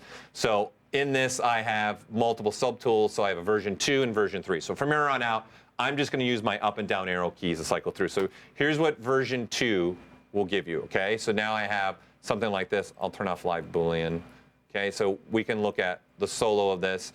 And you can see what we get. We get a cube, right? It looks great, beautiful. It's a cube, exciting, invigorating.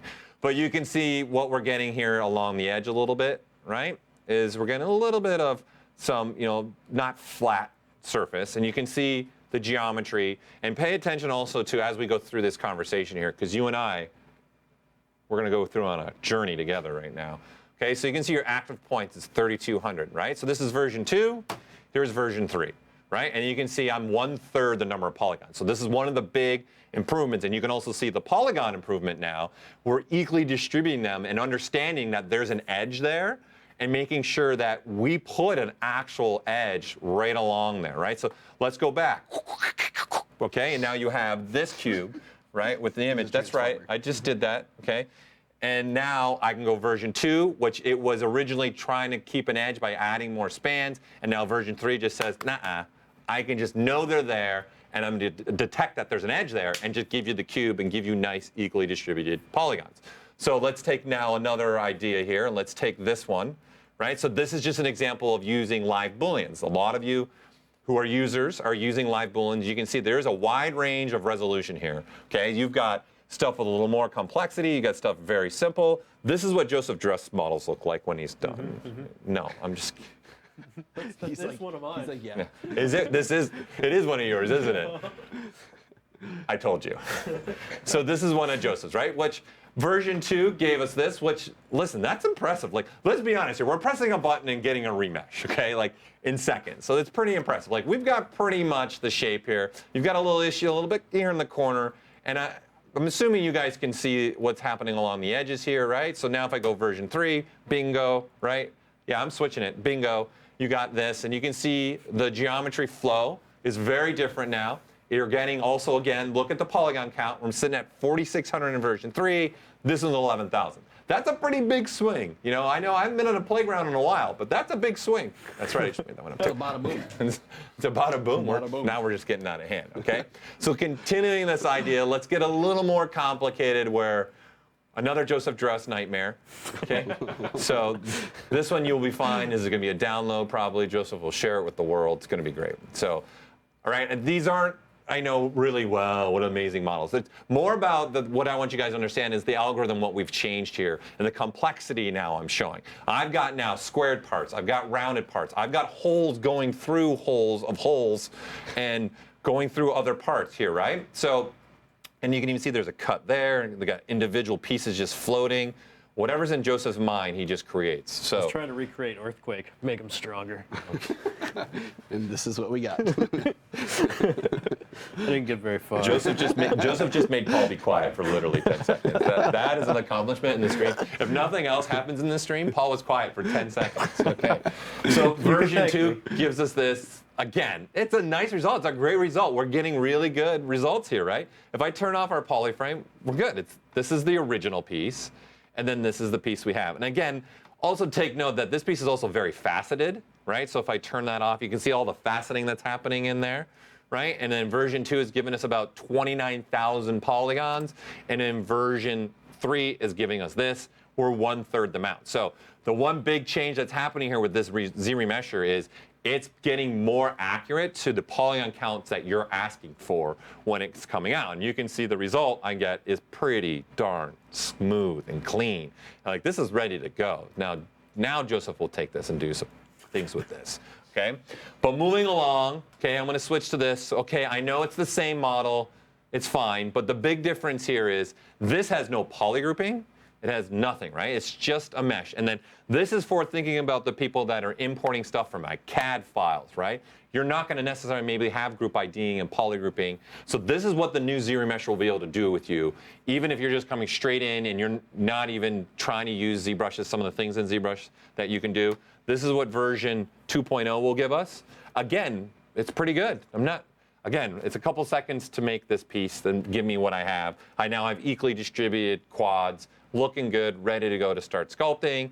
But of course, version 3 now gives us this, right? So again, the biggest thing I'm trying to emphasize here is our polygon count, right, is really drastically changing now. We're going from 20,000 to like almost less than 5,000. We're getting cleaner topology flow. We're getting automatic polygrouping. For those that don't know what polygrouping is, like some of you might call it group IDs, right? And you can click on it and just look at that visible piece. So again, this started with none of that, and now the ZRemesher is even giving me the polygroups based upon that. So that becomes pretty powerful. Now, moving on, what we've also done is, yes, I know you thought we were going to get complex in shapes.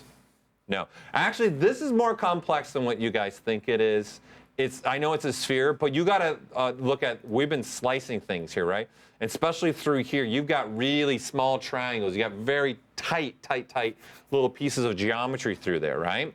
So version 2 would give us something like this, and you can see it was trying to figure out and had issues when it was very tiny triangles, and that's just gorgeous right there, right? And so this is what it had, right? And it's having issues trying to figure out, well, when you get really tight and small triangles, right? And again, these examples I'm showing you, everybody, is really based off feedback from you and the emails and the stuff we see on support and online. And this is how we kind of started pushing this remesher. And I'm just trying to give simple samples, and there you go. That's version 3. And you can see all my polygroups are intact. I've got pretty much the same thing that I had in this version. You can see switching from the original Dynamesh slice version to now the clean topology version is pretty nice. It's pretty clean. Okay, so now let's get into some models then and really put this to some other ideas and testing. I'll turn off our floor. Okay, so this is something, again, that was done with live Boolean. So I've got a very nice clean mesh. And the big thing I want to point out, this is 3 million polygons, because you can see how dense I'm getting in here. Like, I got to zoom real up close for you to even see the geometry that's going on in here, right? And then you've got just triangulation mess coming on through here, right? And you got a different resolution, okay? So version 2 actually did a really good job of this. Like, that's not bad at all, right? Really good. But obviously, you can see there's some issues right through there. So version 3 cleans up nicely. And I'd like to point out, we've also got creasing. So you can see not only am I getting polygrouping here being maintained, but I've also got creasing. So I'm going to turn on this magnifier so you guys can see that dot, dot, dot, dot, dot, dot, dot, dot, dot, dot, dot, dot, dot. Okay, that's your visual cue inside of ZBrush that you have creasing in there. And of course, this all goes over back and forth with GoZ. You know, and by the way, since we're here together, okay, the FBX, okay, there's things you also want to think about is your polygrouping by selection sets. You know, I'm a Maya user since version 2, I want to say. Like since 97. Yeah, 97. So obviously this will go over selection sets in Maya. That means selection sets can come over into ZBrush as polygrouping. So this sends the polygrouping over as selection sets. So it's just another thing to think about. But our GoZ also does all that and sends the creasing, okay? So moving on and looking at some other examples. So I want to show some, obviously I'm showing a lot of hard surface stuff, so I want to show some results of some organic pieces. So this was made a model done by Michael Liviera. Wow, I butchered that. Sorry, Michael. His image was literally just up right there. Michael Liviera. I should be able to do this being French-Canadian a little bit. Okay, so this is his model where he sculpted everything, right? And now I want to look at, you can see he's got different polygrouping and things like that. And then here's just a straight remesher of version 2, right? And then here's version 3. So the big thing I want to highlight is here, even though we have changed a lot of the, like the guts of the ZRemesher, like we've re-looked at the code and redone some things in the code, we're still not affecting it in a way that we're still going to get even great results organic. So here are some other just examples for you to be looking at the model, right? So we got, this is a model of his, and then this is what we get with version 2.0 and then version 3.0. So you can see if I swipe between these two, we're not getting a massive change, right? We're still getting, even with organic, the same nice flow that we're used to if we're already been using this, right? Taking even something like this, I think, is even a little bit more complicated, right? Because he just took the brush, which looks like the move brush or display or snake hook, right? I'm a big fan of using the slide brush for doing stuff like this, right? So I have this guy available, right? And then this is what you get for version 2.0, and this is version 3.0. So even though we've made these changes and we've looked at some things that we can do, we're still maintaining the same results that we've been getting for organic. So let's get into this and let's see what we've added to this. You guys have seen enough examples, right? So I'm going to open up the ZRemesher, okay? And you can see we've got actually a legacy 2018 button here. Okay, so what this means is you actually now have 4 ZRemeshers. That's right, I said 4. 4, okay? And I'm only saying that because for those that maybe aren't aware of it, even though it's in the documentation, it's in videos, it's okay. You can hold the Alt key, and if you click on ZRemesher, there's actually another type of algorithm that runs. So just pressing the ZRemesher button gives you one result. then you can actually undo, hold the Alt key, and you'll get another result. So why I'm saying there's 4 is by default now, ZRemesher version 3.0 is going to be whenever you click on this button. But for those that you maybe have models and stuff, you can still switch to the version that you're used to in the current ZBrush, which is ZBrush 2018. So this is the legacy code. So in essence, again, this is version 2.0. This is this off, and clicking on this is version 3. Okay, now, with that said, I got another model here from Chi Vang, right? So this is a piece that he did, and again, this is highlighting something else that Solomon's going to go into next. This piece, he used some new features to make this piece and have the capability, which I'm excited for all of you to be able to get your hands on it as well and start using this. So this is, again, super talented, another amazing, nice piece done by Chi. So he took this and sent this through as tests through the ZRemesher. Now, you're noticing there are 2 new buttons. So we've got keep creasing now, and we've got detect edges, right? So in some of these examples I was showing, some of these options were now turned on. Like for an example, when we were talking about this piece, right, and I was saying we don't have any polygrouping, but what we do have to send the remesher is edging. And we've got nice clean edging happening through here, right? So I can tell it just to detect the edges now and remesh. So I have now these power to not only say look at polygrouping, which a lot of us have been using these options in here, right? There are now 2 new options that we have, right? So you can now even use creasing as a driving force to push the remesher. And what ZBrush is going to do is look at those creasing lines and make sure an edge falls right along that line.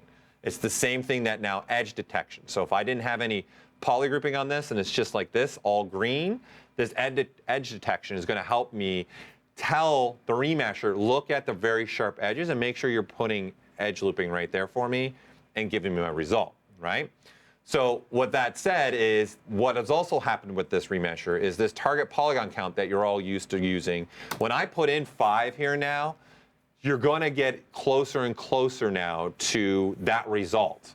Okay, so in some cases, when we were testing this, some old models that I pulled up, when I would just do the default of ZRemesher, which is this, and hit ZRemesher, I would get maybe a range of 5,000 to 8,000 polygon counts. With this new one and a lot of tests I was getting a lot closer to this number that I was putting in the target polygon count. So what that also means is some of you requested also, hey, I want to be able to make the ZRemesher go to a lower polygon count, especially for those in the gaming world. This is starting to give it a little bit more of that power where I can start dropping things, okay? So let's just take a look at an example like this guy, right? So this was made, okay, obviously it's our logo, but I've got creasing in here and I got polygrouping, right? So if I get rid of the polygrouping and the only thing I have in here is creasing, right? So I turn off this keep groups and I just say there is a mesh. It's again not the cleanest mesh. This was made from our plugin. So I made this from our plugin that we released 4R8, right? So it was 4R8. Yeah, I defer to you on these. Okay, it was 4R8. So I use this, I brought in an SVG. So you can bring in a vector SVG file and make this logo boom. But honestly, sit back because Solomon's going to show some other things here that's going to be pretty awesome to do things like this. So then obviously I'm just going to tell it now, okay, just detect the edges or keep creasing. I'm going to say, well, how about let's just look at what keep creasing does. And now I'm remeshing. And the only thing it's really using as one of its driving forces is the creasing. And you can see I get a nice clean result, polygon count. And you can see my count was at 2. And I'm getting really close to that number now You don't at know 2. how many people were just like screaming, press the button, press the button, press the button, press the button. All caps. Guys, I go at my own pace here, all right? You can't, it's wild sometimes it's cold and put together. I get it, I understand. So what this thought process is, so Chi, using these new features, right? This is his Boolean, and then here's his new ZRemeshed version, right? So now the benefit here is Chi's got, it looks pretty much the exact same, right? If I switch between the arms and turn off solo mode here, right? The only difference is Chi started doing some other design elements in the arm after he was done doing the main parts of his arm. And you can see you can't really tell even between the Boolean version where he's got meshes and then the remesh version. But obviously our big thing is we've got now clean geometry in here, especially to sculpt, divide up, and do some other things with. So with that said, let's show this kind of in action as well. And this is part of the problem, was this file was huge. Okay, so this is a Gundam that I'm working on that I'll let you know in this later on in this stream, something very particular that I'm doing for this. Okay, so this is just a pieces work in progress. Okay, so let's just look at just these wings, right? So these are again, the resulted wings. And you can see I've got various type of geometry through here because I'm using live booleans. I've got these triangles, I've got polygrouping, and I've got creasing. So I actually want to use this new version. I wanted to tell it, look at my polygrouping and look at the creasing and make sure you're keeping those creases, because I know I'm going to divide down the way, and I want to keep those groups because I don't know, maybe down the way when I export this to maybe an external application, I want to have those group IDs, or just in ZBrush alone, I want to maintain that polygrouping. Okay, and then on a note, just because we're all here together right now, this slider right here, smooth groups. Okay, this is really powerful if you guys are ZRemeshing something that's a Dynamesh and using this keep groups. And while we're here, okay, come on out, right? There's freeze groups and there's keep groups. Okay, look up here, look up here, look up here. This is me getting your attention now. Many of you guys turn on this freeze groups, you're pretty much telling keep groups, I don't need you, okay?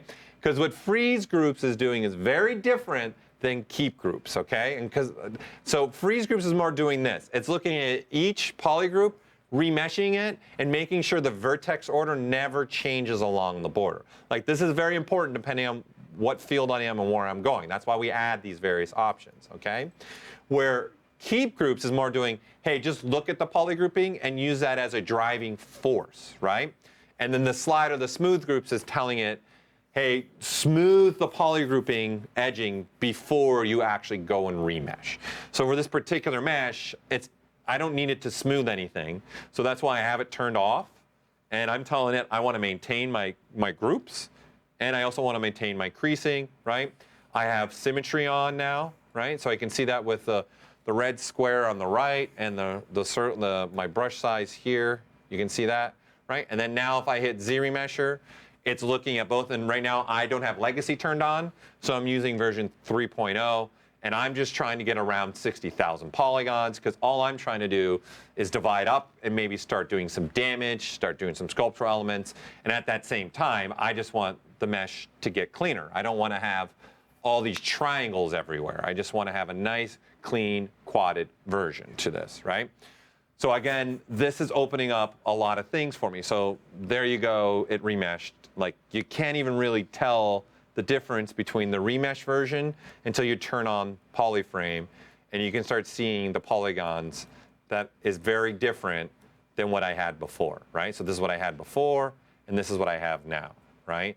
So it really gives a great way for me to use some of these features that we're talking about, which is live booleans, and then being able to clean up our mesh and start going at it. So that is what you can start doing now with version 3.0. So again, you're going to still have the capability to use the version that's in 2018.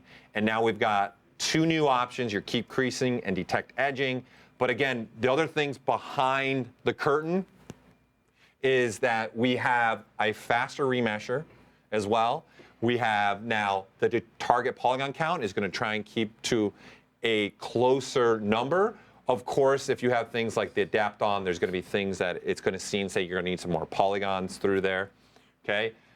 But this has really opened up a lot of really great more workflows with people that are in CAD-based files or in using just a lot of live booleans, and you've seen some of the meshes that Drust does, okay? So it's really made where you can click one button and get a perfect, nice result and move on. Because that's our goal. We're artists. We want to keep going and working in our art, okay? So that does it for me. I know, I got the exciting stuff. I know. You got a lot of hype in the chat. Yeah. It is exciting. Thanks, all right. Somebody said, what is freeze again? Oh, freeze? Yes. Freeze groups or freeze border? Hard to say. Okay, well, I might as well just talk about both. let's talk about both. Okay, so remember, freeze groups, and in essence, the remesher is looking at each polygroup individually like this. So in essence, think about it almost like it breaks this off, looks at the vertex around the edgings, right? So it's looking at all the vertex points around the edge, and then making sure those points stay and they never move. And then, so it's in essence, think about it's moving. I love that I'm doing this like you guys can see my arm. Like the camera's not this wide. I once caught a fish this big. Okay. So you have obviously an edge flow, right? So it's instead, it's starting from the edge and working its way in. Think about it in that sense and making sure all those edge vertex points are being maintained. And what it's doing is using the polygrouping to understand that, to understand, grab each one of these kind of in an individual case and remesh them, okay? Your freeze borders, like I wouldn't even use it for this model. The only model I would use this for is something more like this, the demo head, right? Because this actually has a border, right? So what a border is, it's got an opening, okay? This is actually quite powerful for when I like to use decimation master and 3D printing and things like that. There's times where maybe I want to remesh only a section just to maybe put a little more sculptural element to it. So if you don't want to use Sculptris Pro, which now we have, which will work for that mode as well, you could also just use a workflow where I like to use Decimation Master with the ZRemesher. So by me turning this on, that's doing kind of the same thing as freeze groups, but what it's doing is looking at for an opening. And it's going to make sure the vertex points along the opening don't move, and then start remeshing inward on this. So that's, wow, we just went through almost all the options of ZRemesher. Make that a tutorial. Sure, why Got not? it. Is there anything else while I'm here? So, No, I think you're good. and then of course you got use polypaint, which controls the density. So the higher you put this number 4, you're going to get red paint, and where the red is, you're going to get 4 times the density when you actually remesh. And if you put this at say something 0.5, you're now going to get blue, and you're actually going to get less density. So in essence, the polygons will be bigger in the blue. They'll be a lot tinier in the red. There was one question on the button itself. Is there a ZRemesh 2 button, or does that mean hitting the Alt key to use the separate algorithm? Yeah, you have the the new system? If you want to use the second algorithm, where I said there's 4, and the reason why I'm saying there's 4, I press this button just by itself. You're going to remesh with version 3.0, right? If I turn this legacy on and press the ZRemesher, now I'm remeshing with version 2.0, okay? Now, with that said, when we originally built ZRemesher, during that time, we were doing a lot of different tests, and we found there were certain parts of the algorithm worked better on some meshes than other meshes. So what we did is, let's just put them both in there, and it's like an Easter egg, go find it, right? It's just like, find what's in Joseph's backyard. I'm going to keep pulling it back, people. I'm sorry, but I like old jokes. Okay, so now if you just hold the Alt key and press the ZRemesher, you're now using the legacy code version 2.0 with another secondary type of algorithm looking at the mesh a little bit differently.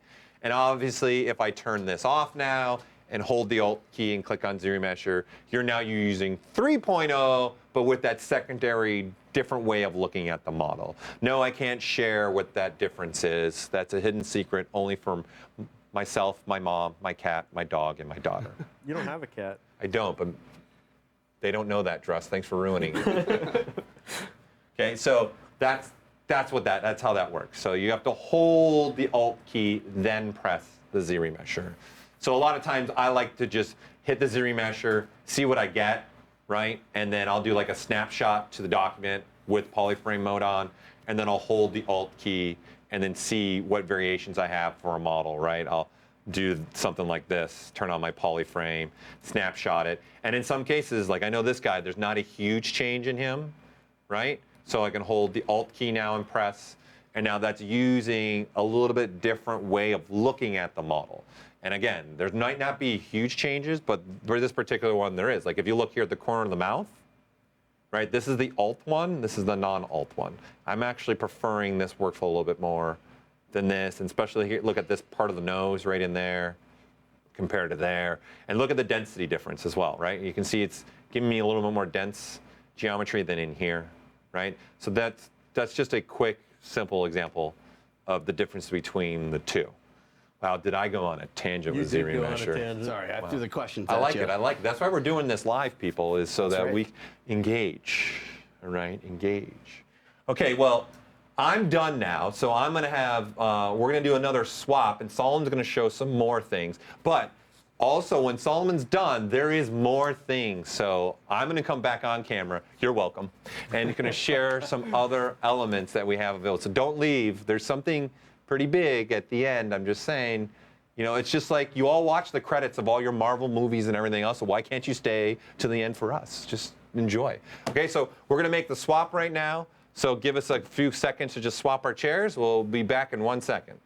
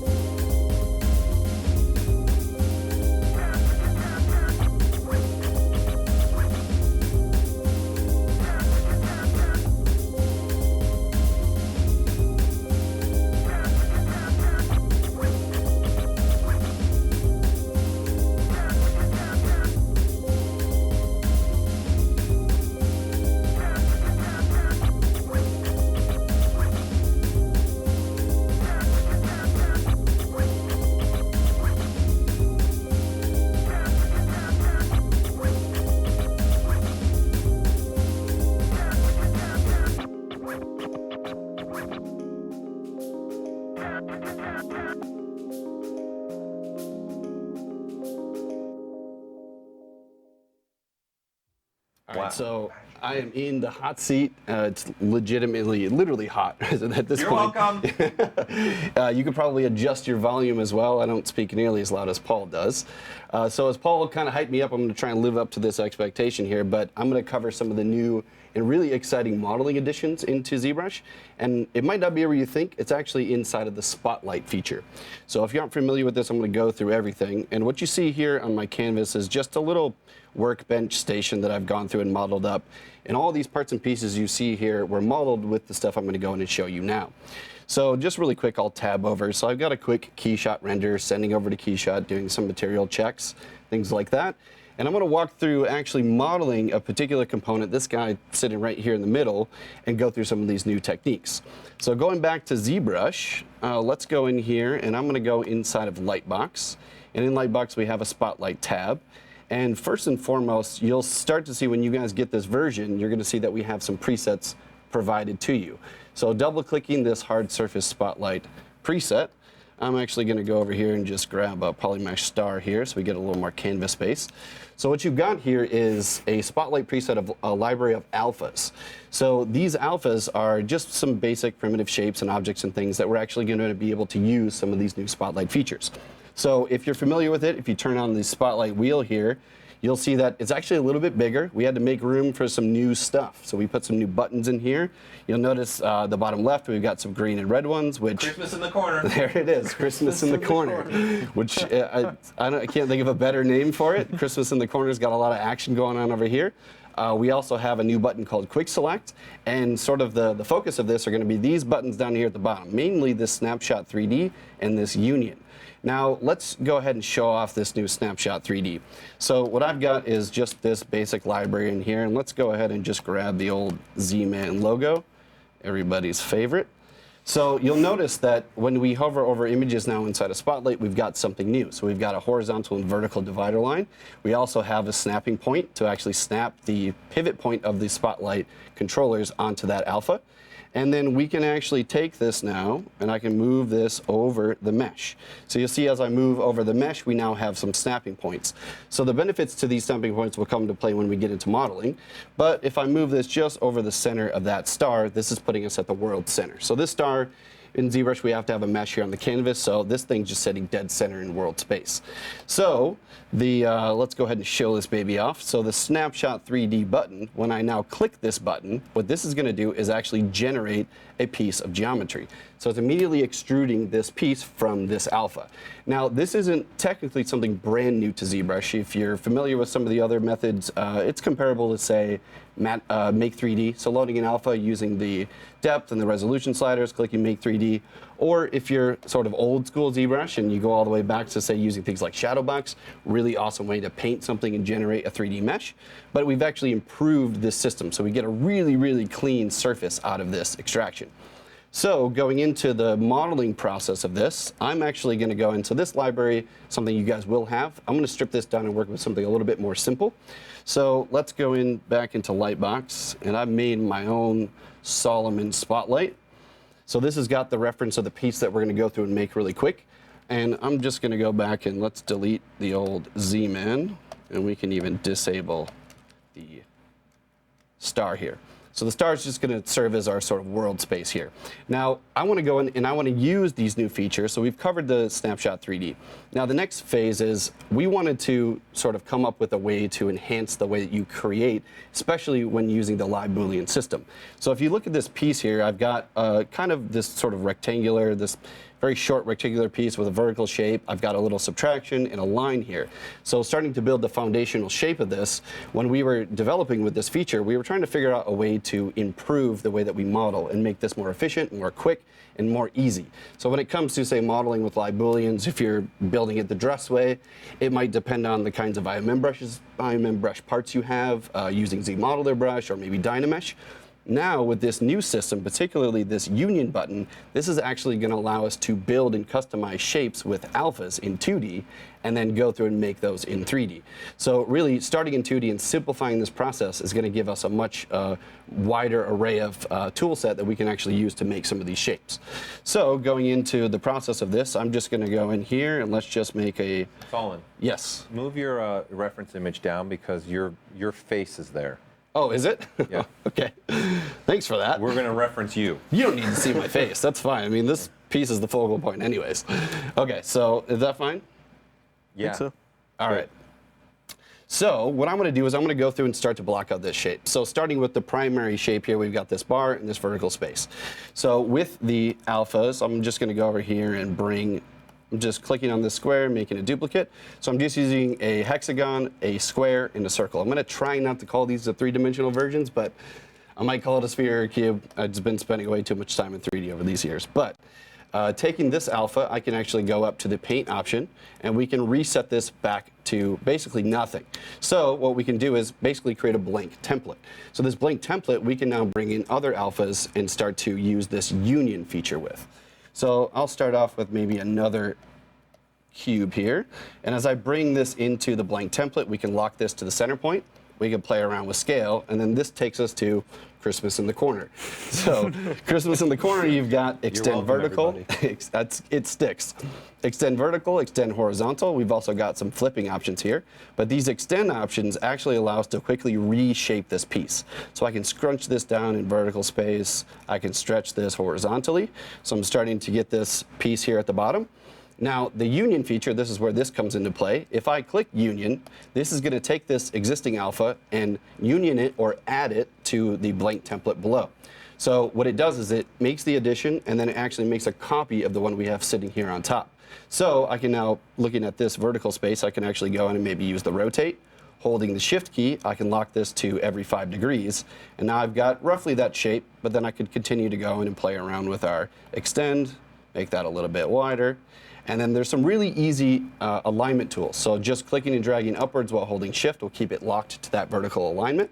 And then same going left and right, so I can keep this stuff nice and clean. And if I, say, mess that up or I miss the center point or I lose that center point, another addition we've made is just the simple ability to undo. So I can undo and go back, and I can undo multiple actions of all these customizations. So think of it as sort of a two-dimensional modeling tool. And so I got that general shape in there. Let's just I'm just fiddling with this thing just a little bit more.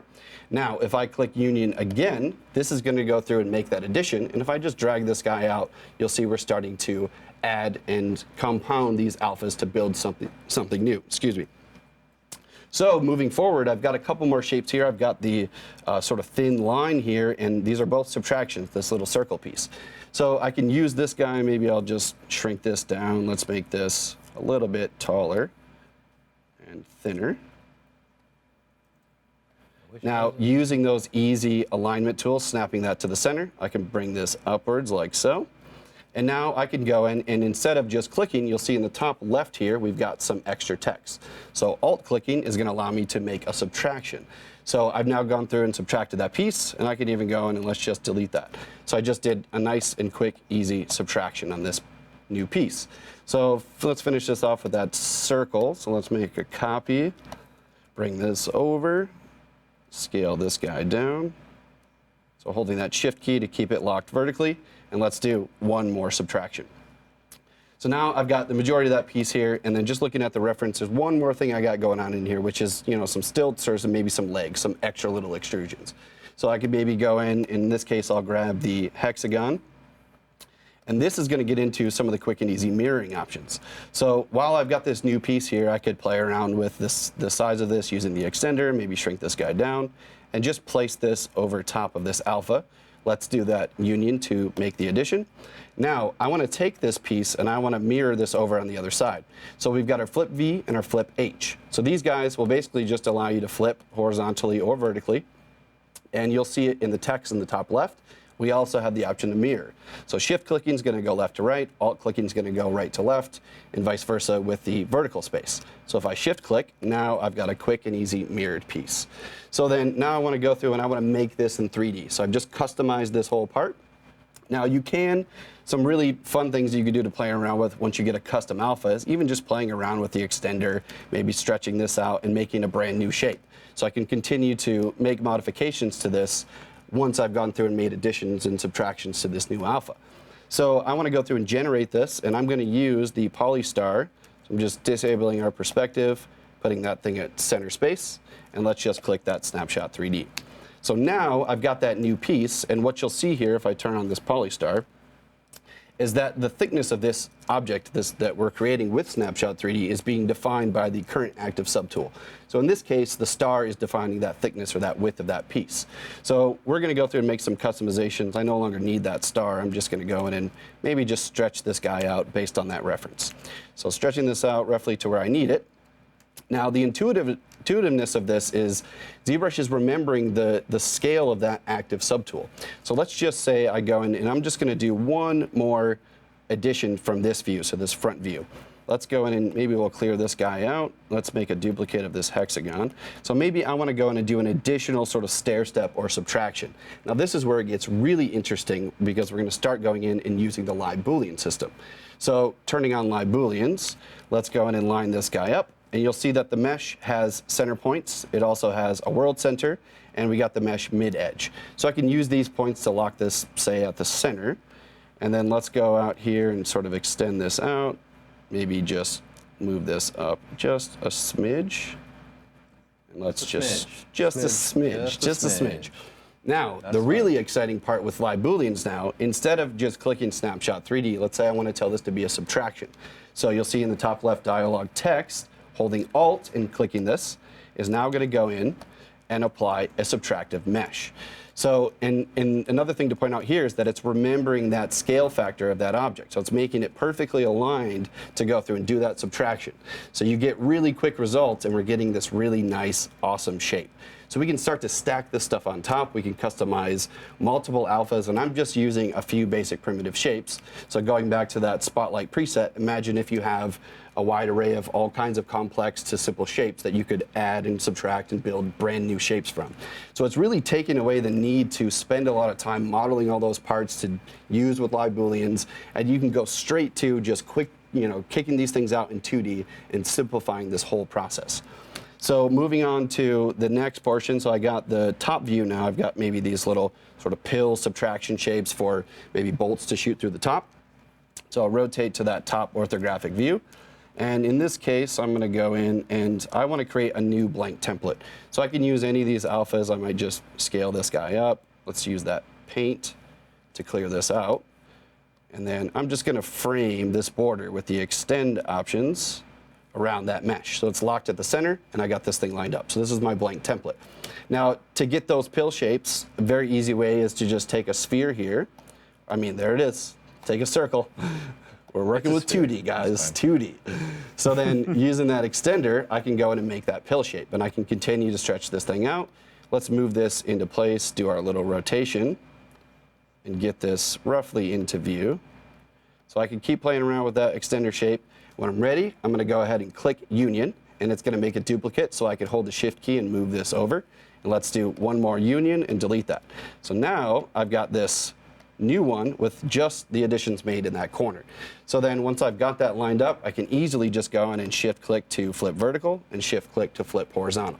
Now, if you want to, you can go in and use that extender again to control the placement or maybe move that inwards a little bit.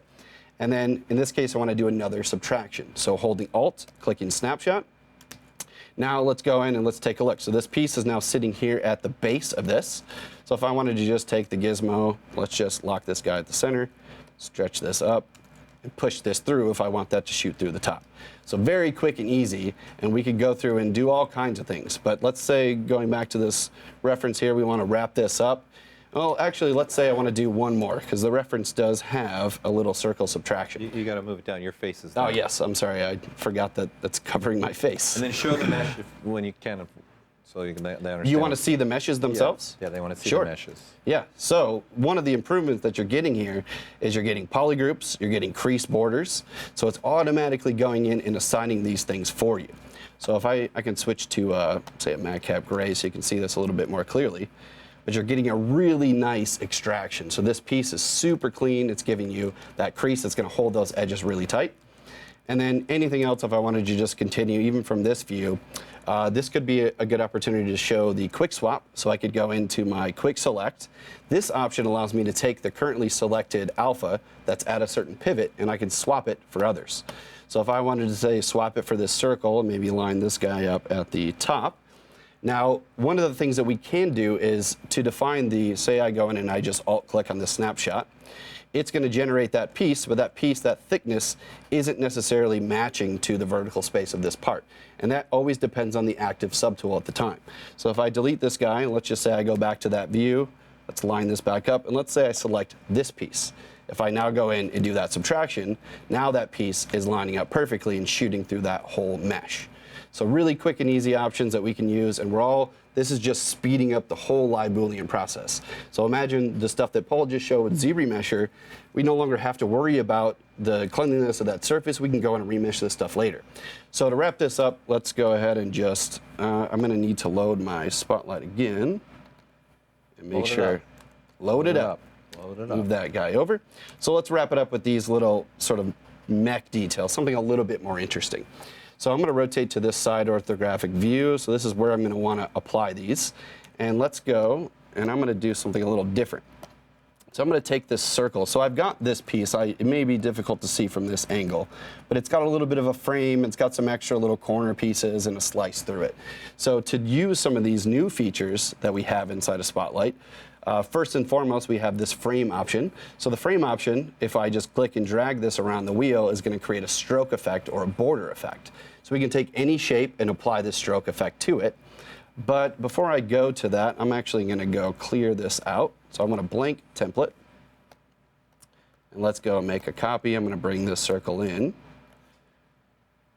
So scale this up as I need to, and let's make a little frame. Now I'm going to click Union. And then with that duplicate, I can scale this down. Now, if I want to bring that circle back instead of swapping out for a new one, I can actually use this restore feature. So just clicking and dragging around the wheel is going to restore this back to its default shape. So now going in, making another union, now I've got this new part.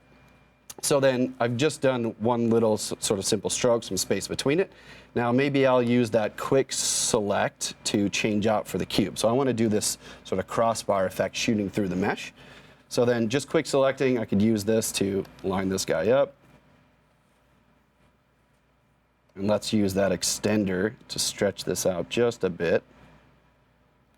And let's go in here and we'll do a union subtract. So now I've got just a little subtraction through that piece. So any other additions that I want to make, some really fun things that we could do with this is actually playing around with the pivot point. So looking at those sort of, we have this sort of cross these points at say 12, 3, 6, and 9 o'clock. So if I use this, let's go ahead and bring in the hexagon. We can scale this guy down. And I'm going to position this roughly using that image center to lock it and then dragging this up while holding shift. I can now go in and sort of scale this just to add some extra little detail. Now grabbing the spotlight center point and using the image center as my point of orientation. So if I do a union, that's going to make the addition, and with that pivot point locked, I can actually rotate while holding shift, and now lock this to that next angle, and let's do union. Now carrying over some of the really awesome features in ZBrush, even just the simple action of clicking replay last, if I press the 1 key, is going to repeat that action. So now I just click that union, press 1, click that union, and now I got something a little bit more interesting. So then we got this new piece, and what I want to do is maybe do a simple little mirroring of this part here. So this is going to require me to go in and do a frame of this. So I'll use that mesh center to line this up. Let's clear this out. And then use that extender to kind of frame it. All right, so let's bring this guy in here. Use my scale factors to kind of line this up. And let's do our union, and we can even just get rid of it. So selecting this new one, making sure this guy's aligned, we could do just a quick mirror over. If you wanted to flip vertically, you could play around with doing additional ones. But while you're here, you can still always play around with this extender to kind of adjust that position as well. So this last one, I'll do just one quick subtraction. And make sure that this guy is sitting correctly. So this one, because of that active subtool I had selected, it's a little bit of a different scale, but I could easily just go in here, readjust, and now I got some nice little mech details. So just a simple mirror and weld operation. Whoa, whoa, whoa. Don't just blow over that. Simple. This is Joseph's excitement level. Joseph loves mirror and weld. Well, there's a new mirror and weld. Yeah, so what is new about the mirror and weld, Joseph? So the little dialogue that would pop up and would tell you, hey, you don't have a mesh over here, you can't mirror and weld. It's now been resolved. It's been resolved. So now it will Makes Joseph very it'll happy. check the geometry, and if the mesh is on the one side versus the other side, it will still perform the mirror. So you won't So have an to even go through. shorter step to getting that mirrored. No complications, no questioning, just hit that button and you're good. All right, so we got this thing finished up. So now we could go in and we can continue to model, keep using these features. And again, I'm just using a few basic objects in here to start populating this shape. We could go into our subtool, we could make this final Boolean mesh. So going back to Paul's scenario, Paul mentioned his spaceship that he showed in his first part of his demonstration. All of that was modeled with this feature. So using Spotlight and actually going in and using this library of alphas that we'll be providing to you, I believe these are the only ones you use, correct? Yeah, and I also I used probably about 25% of those, and then I also modeled it in like what Joseph was doing in the very beginning because I knew I wanted to make it look like Toon. Yeah. So I actually modeled the whole thing in Toon shading as well because now that we have the real-time flat shadow capability, I was able to see what I was doing a lot easier. Yeah. And that's the result I wanted anyways. So less constraints on having to think about how you're going to make those meshes when you're using live Boolean systems, and now just full creative freedom to just design. And just imagine the complexity that you can get out of just a few of these shapes and sort of building in this 2D space and working to 3D with that snapshot 3D and using Union to build those alphas. So all these parts and pieces within this scene, there's the final piece, just playing around with different materials. Additional components in that scene, all using exactly the same thing, even just doing simple bolts, doing additional parts to do bevels. It's so much fun and such a freeing process. And so these additions have made a huge leap in live Boolean system and using Spotlight to do all of this. So this part you may not recognize from the scene. I don't know exactly why I decided to make the wheels look like gas tanks, but but if you look, I think I was just very tired of the sort of angular sort of design of all this stuff. So let's just go ahead and turn on a nice little material. So these guys all modeled with this same process. And if you just take a look at these wheels, just thinking about the sort of radial fashion of modeling, I was able to use that same process of using the rotation, moving the pivots to do subtractions for these, making the bolts, and even just taking a simple object and doing subtractions on top of. There's so much room for creativity in all these areas. So even more complex shapes that you'll see here, like a piece like this is all just taking a simple square alpha and framing and doing customizations and mirroring to get really complex shapes.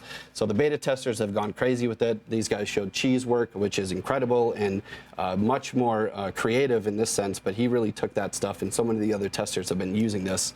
So we hope you guys love this as much as we do. Wait. What else you got, Paul? Don't jump ship right away on me. What else you got? There's questions, and I want to make sure people get them and get the answers. Throw them out there. Okay, so yes, you can import your own images, obviously. So you can use Photoshop. What are you using? You're not going to use Illustrator, Drust. What did you use?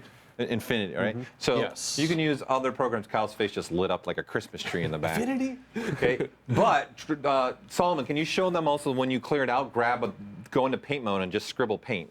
Because that was a question that was being asked.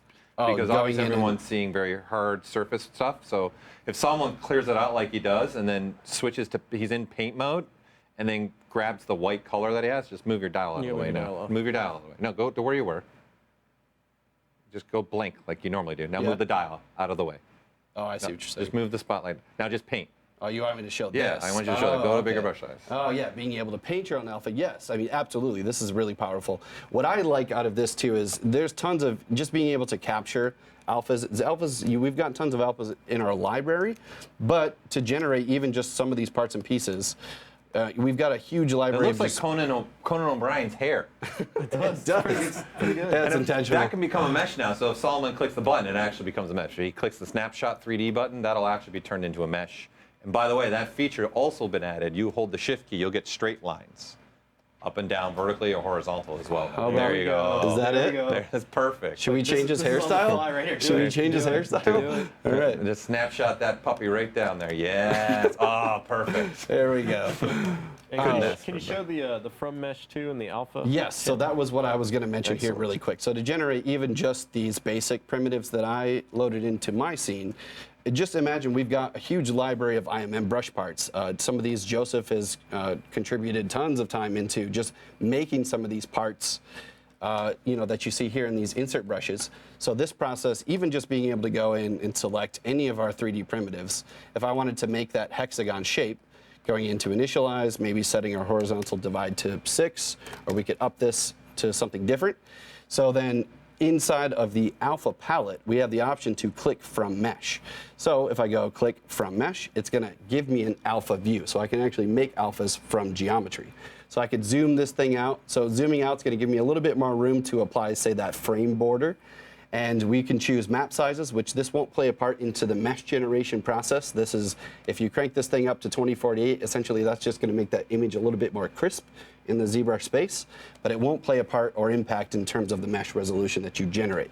So if we click OK, now we've got this alpha, and we have added an additional button, the same button, add to spotlight, that you see inside of texture. So the same button here, we can now take this and send this straight into my alpha library. So you can do this from all kinds of parts and pieces. We could even just grab any of Joseph's parts, and we can go into that modified topology. Let's go mesh from brush, and we could go into that alpha palette, and we could do from mesh. So then this could give us something different, or in this case, depending on the depth or the thickness of these objects, we might need to scrunch this thing down or flatten it out. Even just flattening it out might give us something different. But in this case, it's basically going to be the same thing as that cylinder. But thinking about bringing these in from Photoshop or other applications of your choice, you can do this stuff in ZBrush. What I love about this feature is the ability to just take a few basic primitive shapes and make brand new ones, and you could save this out as its own library. And we're shipping a couple too. Yes. So one of our beta testers is also shipping. Yes, there will be more. Yep. Yes. So that about wraps it up for all my stuff, guys. What else do we have for them? We've got some other exciting things for them, for sure. So don't go anywhere yet. Don't you go anywhere, okay? So I am exhausted. Not really. Never exhausted. So, that was a lot to take in and a lot to understand and take all that information. And so, but there's still something else we have to share with you. But before we start sharing some other items for you, the team here has put together an amazing video, just kind of shows again the idea and the breadth. I know some people are coming in and out of this stream from time to time.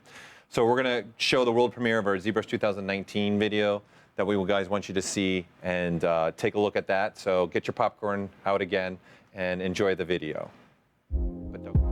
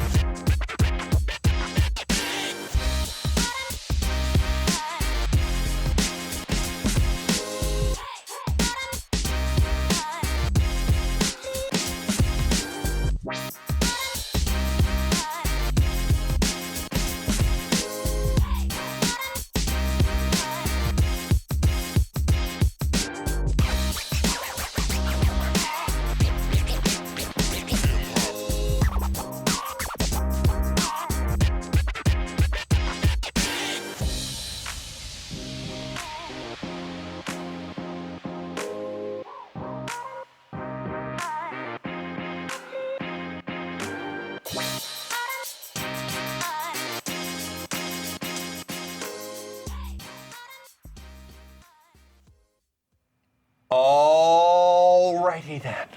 Okay, well there you go. That was a great video. Hats off to the team here in doing that. So now what? What else obviously do we have?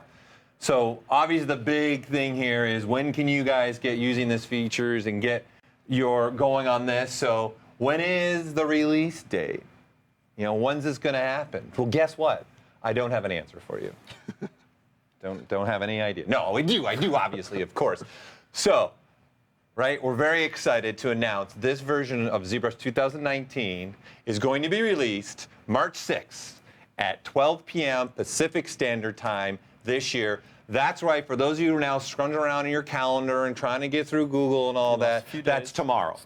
It's tomorrow, just so everybody knows and understand. So again, at 12 o'clock Pacific Standard Time tomorrow, you're going to be able to download ZBrush 2019. So obviously now, a question is what's the cost of ZBrush 2019? So ZBrush 2019 is not changing in price. It is going to continue to be $895.99, our perpetual license, which for the last 20 years we've given free upgrades. That's right, we're in our 20th anniversary. That's pretty awesome. Yeah. Some of you probably not even know we're that old, but we're old. Okay? Getting up there. Getting up there in age. Getting up there in age. I get it. It's a hard time putting my socks on in the morning now. I get it. So again, the perpetual license is going to stay for ZBrush $895.99. But we are giving you 3 options now to get into ZBrush. So you have the $895.99 perpetual license, and we're happy to announce a ZBrush subscription. Where there'll be 2 options to ZBrush subscription. So again, you're still going to be able to have a perpetual license if you want to. So the 2 options, your subscription you're going to have, you can do a 6-month subscription for $179.95 every 6 months, or you can do $39.95 per month. So that's 3 options now to get it in ZBrush. You can do that perpetual license, you continue to work with us on that with having the ZBrush, or you can go on a subscription monthly or a 6-month period. Okay? So of course, for upgrading costs, okay, there's no changes because for the last 20 years, we've continued to give you those upgrades. Okay?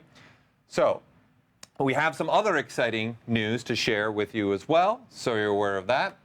So we've got some other exciting upcoming events coming up. I know some people have asked us about this as well. So we will be actually at Comic-Con 2019 this year.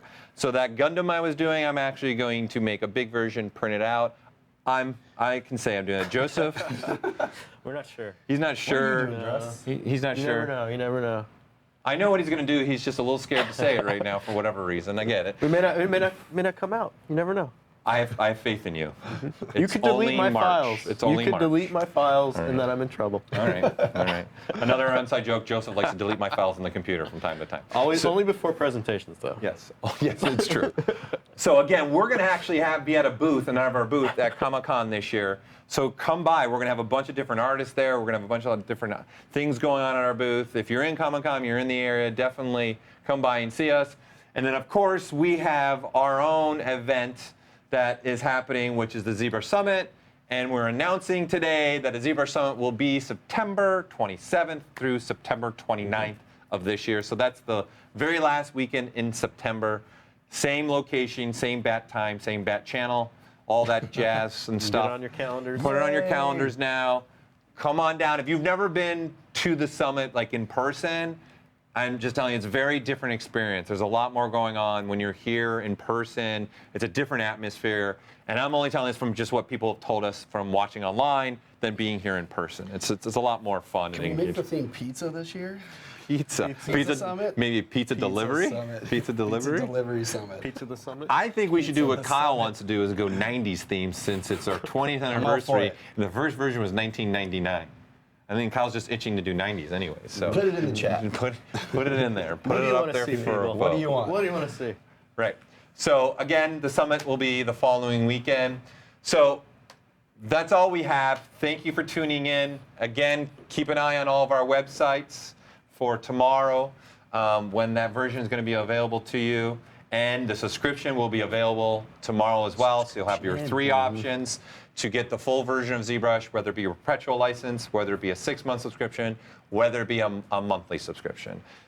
Thank you all for tuning in. I hope you had a lot of fun. Thanks, guys. He wants to Click know. the button. Click the Click button. it. Click it. Click the button. Click What does it. that mean? Does that mean click the They button were for just ZRemesher? waiting I don't know. like so It's just something patiently people to say. use ZRemesh. Oh, And you okay. just were like taunting them for He the clicked entire it. stream. Like, Right. here's a version. And they were like, click the button. All right. So thank you again for tuning in. This will go up online, so you guys will be able to rewatch the videos on all of our YouTube and our Twitch. So make sure you want to go back and rewatch that. By all means, please do.